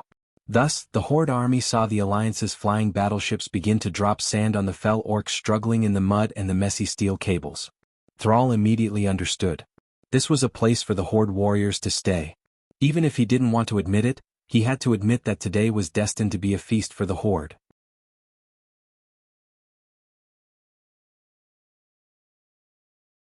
Chapter 14-13. Sal called out, and the tribal warriors who had been waiting impatiently rushed forward. At this moment, the Alliance's cruisers and destroyers in the sky suddenly flashed with countless complicated and delicate magic arrays. After a while, the ice arrows of Blizzard fell in front of the tribe's advance route. A magic storm that was only used for support was generated out of thin air and easily extinguished the flames that were blocking the tribe's advance. Sal bared his teeth. He really didn't know when the tribe would be able to use air-ground integration and infantry cannon synergy as smoothly as the Alliance. There was no other way. The Alliance had already given them face by not being beaten after falling behind. The Rusty Water conglomerate that relied on the tribe was not a charity hall that provided everything to the tribe for free. With the Rusty Water conglomerate's bloodline, They wanted to develop flying warships, change infantry's light weapons, and create a cannon revolution. This was absolutely unrealistic. Cao was also afraid that Gast would be too powerful and let the cunning goblin trade prince run away. Then the tribe would suffer even more losses. Well, the tribe could only be obedient infantry now. At most, they would have some magic support. The high-tech war could only be handed over to the Alliance. No matter what, the Alliance was now kind. Those who were rolling around in the mud and the tangled ropes were living treasures. How to catch them? The Alliance's lasso for the tribe was a great artifact. The wolf riders of the tribe used nets to catch enemies that could not fly high, but it was not so troublesome to deal with these ridiculous opponents. Each of them was like a western cowboy on earth. They directly lassoed them and pulled them out under the pull of the wolves. Regardless of whether they struggled or not, once they were lassoed, an evil orc was like a prelude to being torn apart by 5 horses. They were pulled out in a strange posture. Anyway, the evil orcs had thicker skin and flesh. Even if they were strangled by the neck for a long time, they would not necessarily die. Every time they successfully pulled out an unlucky person, a group of ill-intentioned infantry would use sticks as thick as thighs to educate these crazy compatriots. Physics. The evil orcs who were beaten up and even had a few teeth smashed were dragged to the back and handed over to the orc laborers to tie them up with special ropes given by the Alliance. One by one they were tied up like rice dumplings and thrown into the open space. That wasn't an ordinary hemp rope, considering how powerful the evil beastmen were. Those ropes were all mixed with steel wires. Coupled with the special steel handcuffs, unless one was as strong as the Tauren and was tied up badly, they would not be able to escape. The fell orcs on the periphery of the quagmire were quickly dealt with. The orc laborers eagerly ran up and threw thick logs onto the swamp, using them as stepping stones for the wolf riders. The war wolf cheerfully and nimbly jumped on the wooden steps, and continued to drag out the evil beastmen from the depths of the swamp and knock them unconscious. Tsar and Orgrim looked at this ridiculous scene of a few thousand people dealing with over 100,000 people. Both of them had strange expressions on their faces. How terrifying. Duque had actually calculated that the lake that had just been filled would turn back into a swamp if it was not watered by the heavy rain. He can even summon such a large-scale rain with the power of a mortal, and that kind of anti-air cannon. Sal sighed. He's still a demigod, Orgrim reminded in a low, muffled voice. At this moment, a messenger came to inform Thrall. The Alliance has sent someone over. A person who claims to be Mark Dooku with a small team of Dwarven secret chamber guards and a Draenei woman. The Dwarven secret chamber guards were known for their bravery and loyalty. They had always been directly under the bronze-bearded Dwarven royal family, so this messenger could not be a fake. But why did they send a Draenei? Orgrim's eyebrows were almost furrowed. To be honest, more than 20 years ago, Orgrim had participated in the war between the Beastmen and the Draenei. Even last year he had heard of the Draenei clashing with other normal Beastmen clans. Orgrim was very unhappy that the Draenei had latched onto the extremely thick thigh that was the Alliance. The Alliance and Shotrath City exchanged glances, and the messengers of both sides frequently discussed the details of joining the Alliance. The Horde also knew about it, and it was basically just waiting for the final announcement. Just like how the Alliance had tacitly allowed the Forsaken and Goblins to join the Horde had no right to criticize the Alliance on this matter. Sar nodded. Then, among a group of giants that were easily 2.5 meters tall, a group of guys with an average height of less than 1.6 meters walked in. Mark, I'm afraid, in the countless rumors of the Draenei, the Horde's beastmen were the most terrifying, the most vicious. The rumors of the beastmen eating humans had never stopped. In fact, this was a misunderstanding.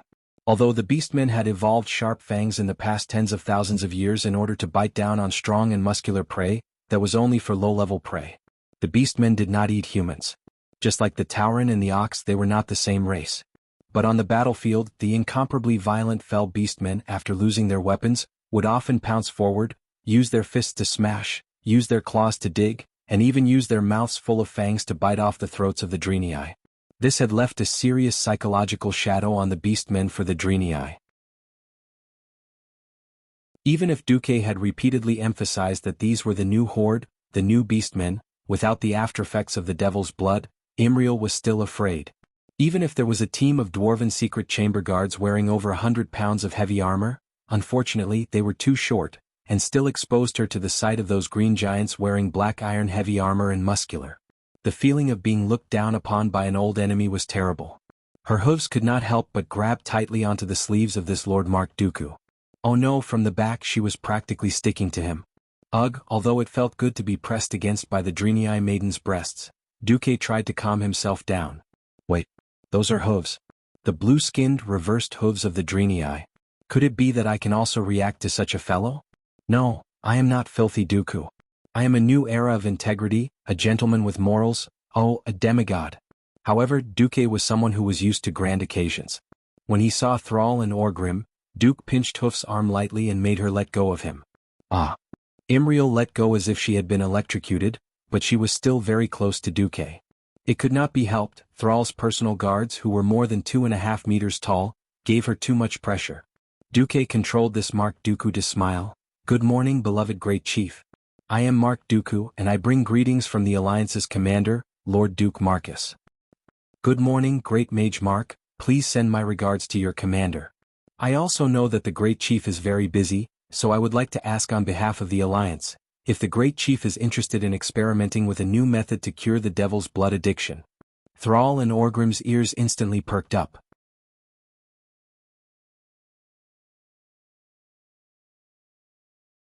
Chapter 14:14. At first, Sal was puzzled by Mark's arrival. The Alliance had sent a radiant moon great wizard to discuss such an important matter with him, a tribal chief, in an equal tone. Was it appropriate? Not appropriate. In a sense, this was already a humiliation to the tribe. But after the 2 sentences, Sal turned his head slightly and exchanged a look with Orgrim. They saw the shock in each other's eyes, and immediately nodded at the same time. Although it was only 2 sentences, but the tone, rhythm, and manner of speaking made the first thought in their minds, could this guy be Duque himself? In this world, the one who understood a person the most was often his enemy.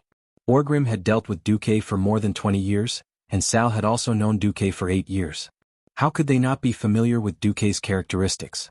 There was no lack of people in this world who bravely looked at the 2 tribal chiefs while surrounded by a group of fierce and strong beastmen. Those guys were often the most resolute paladins in the Alliance, such as the Silver Five Saints. However, he spoke in a relaxed and carefree manner, always speaking in a tone that made it seem like he had the entire tribe under his thumb, and yet the tribe had no choice but to submit to him. There was only one such person in the entire world.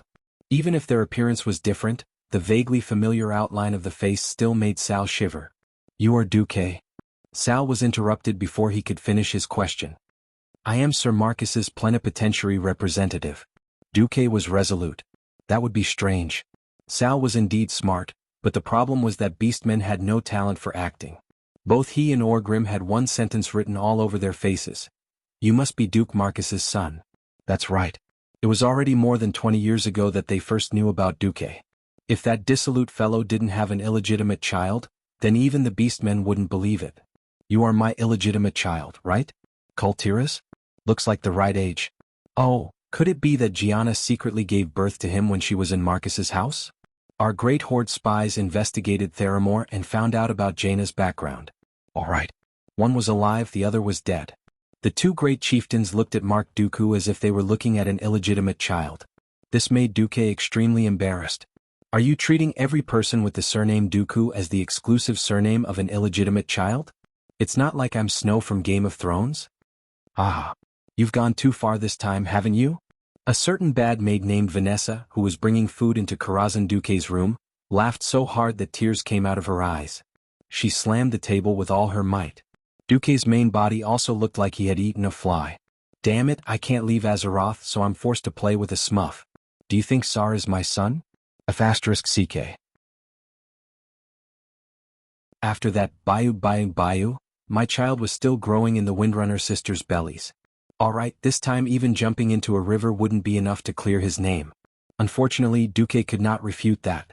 The veins on Duque's forehead were about to explode as he patiently asked the 2 great chieftains, the tribe can't handle so many demonized tribesmen, right? Since it was related to his fellow tribesmen, Sar immediately put away his gossipy soul and became serious. This is indeed a serious problem. Does the Alliance have any good suggestions? The captured fell orcs were indeed taken to the rear and taken good care of. But that was only when there were few captives. The holy light of the priests and the nature magic of the shamans could indeed speed up the removal of the demonic blood in the fell orcs' bodies, but the healers of the Alliance and the tribe could not handle more than 100,000 fell orcs. It would take too long to remove the effects of the demonic blood. Sar's childhood imprisonment and life as a slave had made him very clear how terrifying the side effects of the demonic blood were. Even a strong-willed tribal hero like Grom would wake up from nightmares at night and roar like a beast.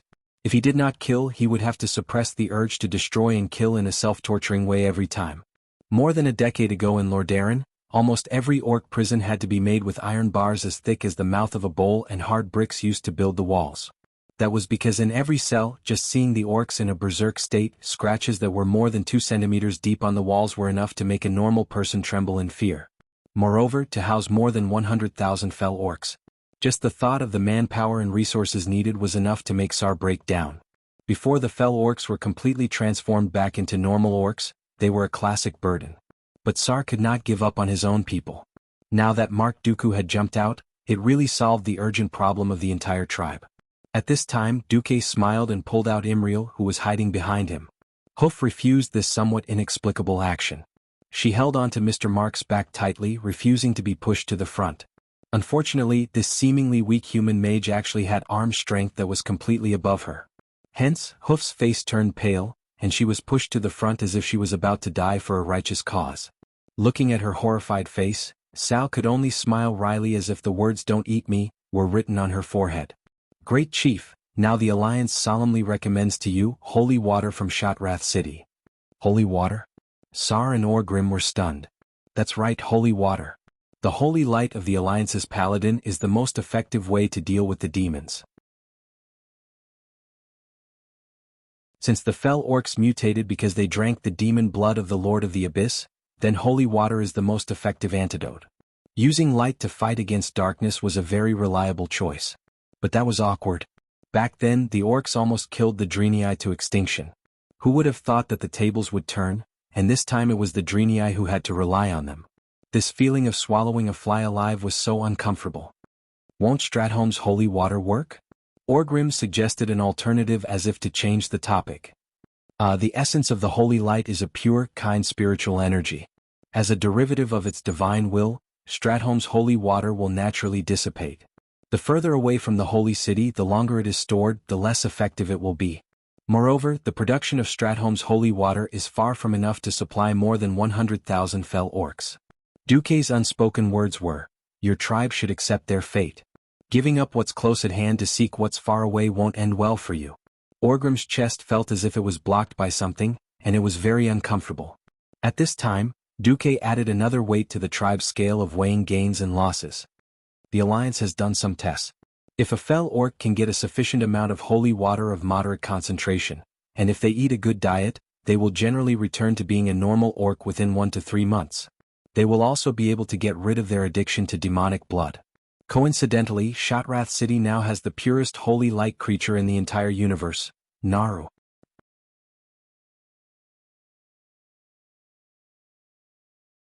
Chapter 14-15. Duque spread his hands and put all the pressure on Sal.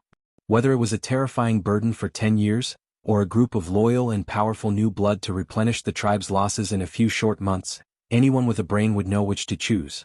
I've given you a clear path, whether you take it or not is up to you.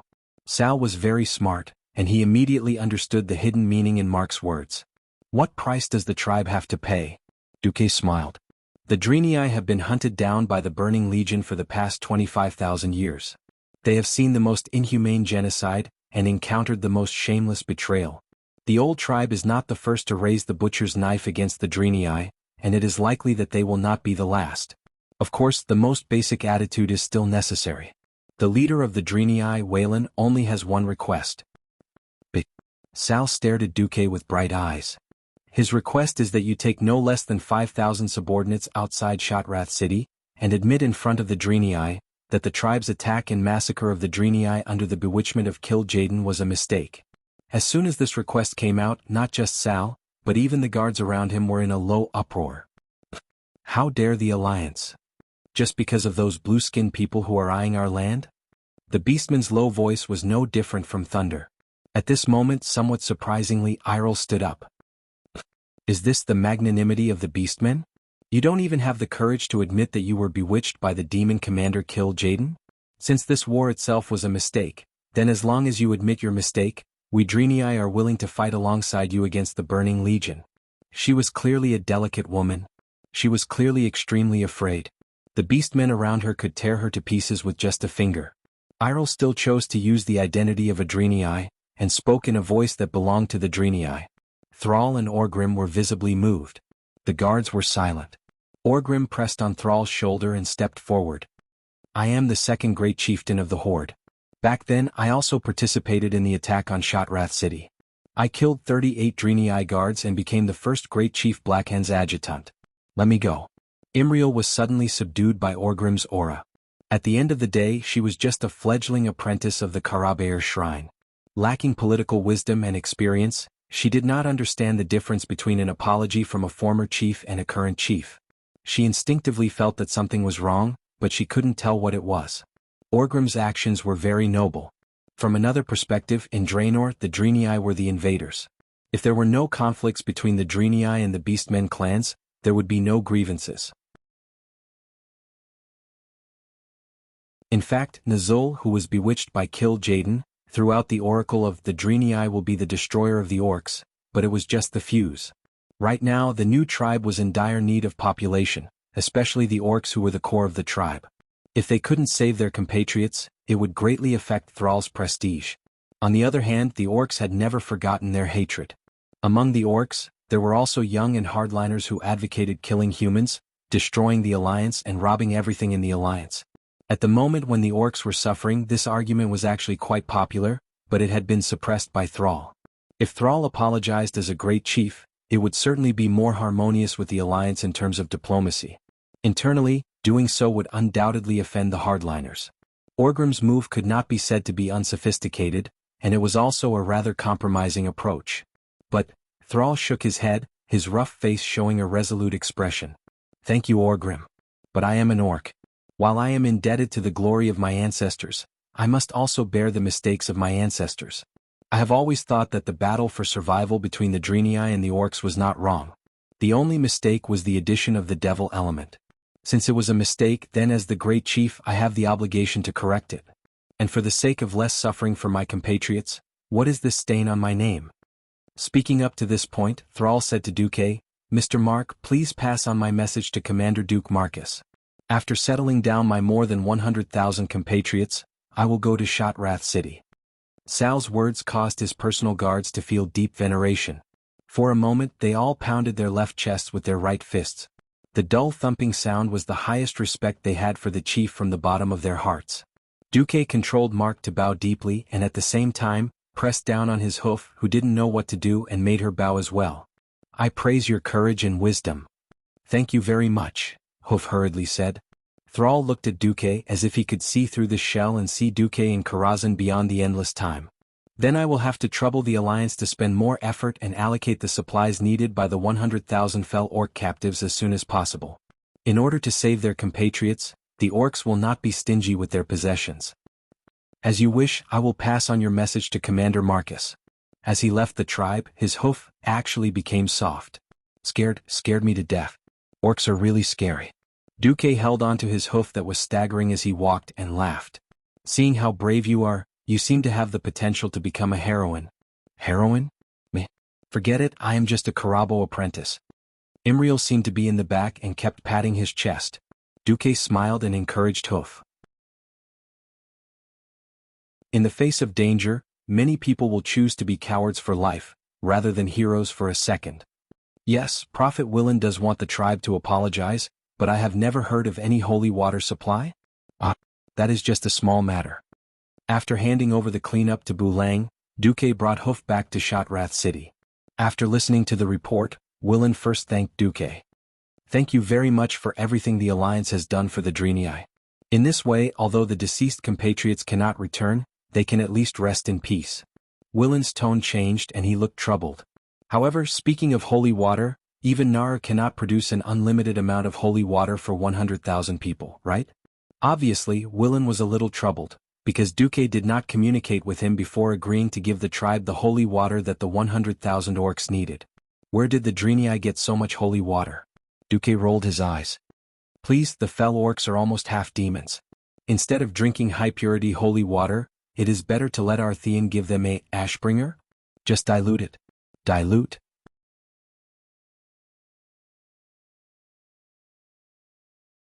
Chapter 14:16.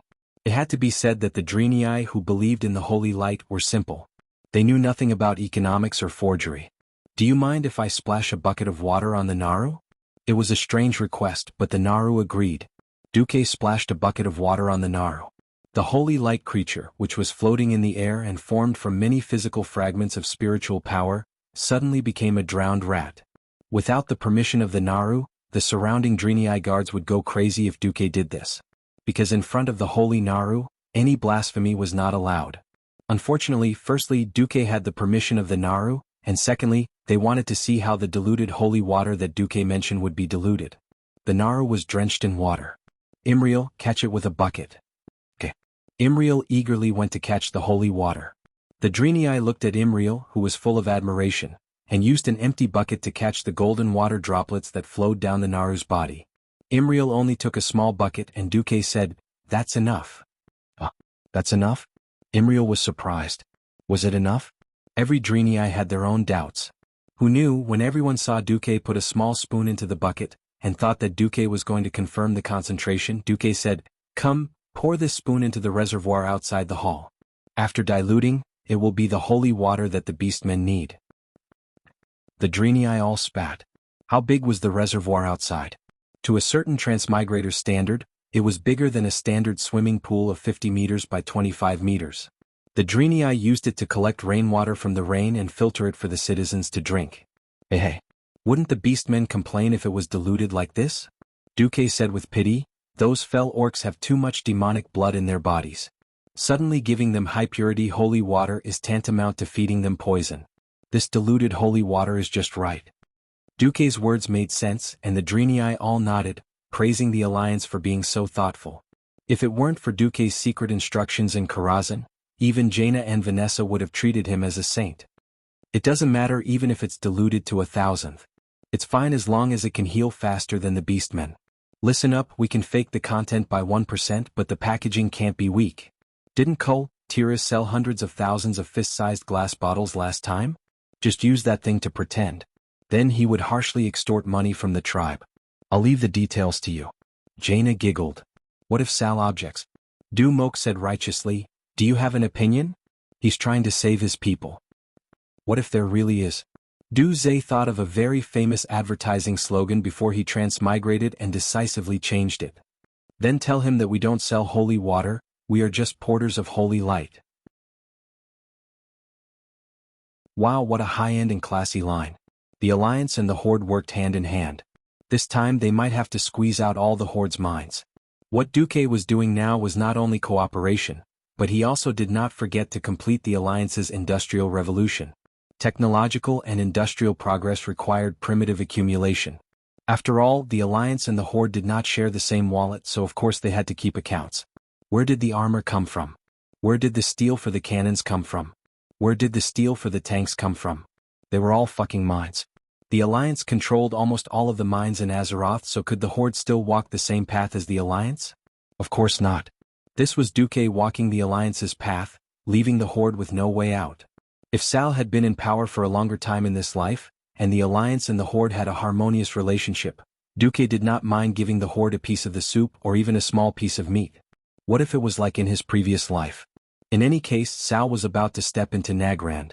It seemed that he would soon complete the profession change from a simple warrior to an elemental shaman. It all depended on whether his brain had been damaged by the shaman's path of nature. Time, January 24th. The Horde's stronghold on the Hellfire Peninsula, Salma, had to change its purpose as soon as it was built. In the end, the 120,000 fell orcs turned Salma into a huge refugee camp. Because they had to spend a lot of manpower and resources to take care of these crazy compatriots, the Horde's front lines almost came to a standstill. At this time, the main force of the Alliance, led by Varian, had to resist the counterattack from the Moon Shadow Valley at the Windrunner stronghold in the southeast of Taraka Forest. There was still no news of Illidan. However, a huge object that should have only appeared at the gate of the Black Temple appeared at the border between Moon Shadow Valley and Taraka Forest. The Doom Walker.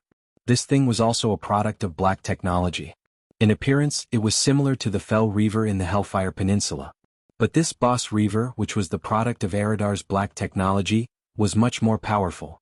It was not that the Alliance did not work hard, but Egi had a Gundam. That was what he was talking about. With a height of more than 10 stories, the mechanical giant that looked like it used steam but was actually powered by dark energy, could cause an earthquake with just a raise of its hand or a kick. It had a huge force that could be calculated in tons, and if it were to hit any Alliance or Horde hero, the effect would be F***king crushing. A slightly weaker warrior profession would be insta-killed if it went up. Not to mention the armor that was made of an unknown alloy. At one point, the Alliance sent the Black Pearl over, but even with the Black Pearl's largest cannon, a single blast merely left a shallow white mark on its breastplate. Only the highest level epic weapon at the current stage or the attack of a Radiant Moon Mage or above, could hurt this thing. No one knew who was controlling it, but anyway, the Doomwalker was 100 times more cunning than the original history. It did not attack the Windrunner stronghold, but rampaged in the southeast of Taraka Forest, desperately destroying the Alliance's supply troops. It kicked a tank or a dozen transport insects. William was so angry that he was going crazy. At the same time, Vashj did something that made the Alliance's balls ache. She found a secret passage from Zanger Marsh to Taraka Forest. Duque did not know what secret passage it was. Perhaps it was a waterway that already existed, or an underground river or something. Anyway, from late December to early January, a total of 20 days, the Alliance's supply was suddenly interrupted by the Naga troops 11 times. Because the Alliance was now integrating air and land transportation, even the transport teams had flying ships patrolling and protecting them. They moved during the day and stopped at night, so in reality the loss of human lives was not big. Most of the ones that died were the transport insects. However, delaying the supply was a victory. Shotrath City had tens of thousands of mouths, and the roads were not smooth. Just the consumption of supplies alone was an astronomical figure. No. We must get rid of Vashj first. You're tuning in to the Han Lee's Wuxia Adventures YouTube channel. We're so grateful for your support, and don't forget to subscribe to join us on this incredible journey through captivating stories. Your generosity through donations truly makes a world of difference, as it's the primary source of revenue that allows me to expand and enhance this channel for you. Thank you from the bottom of my heart for being a part of this adventure.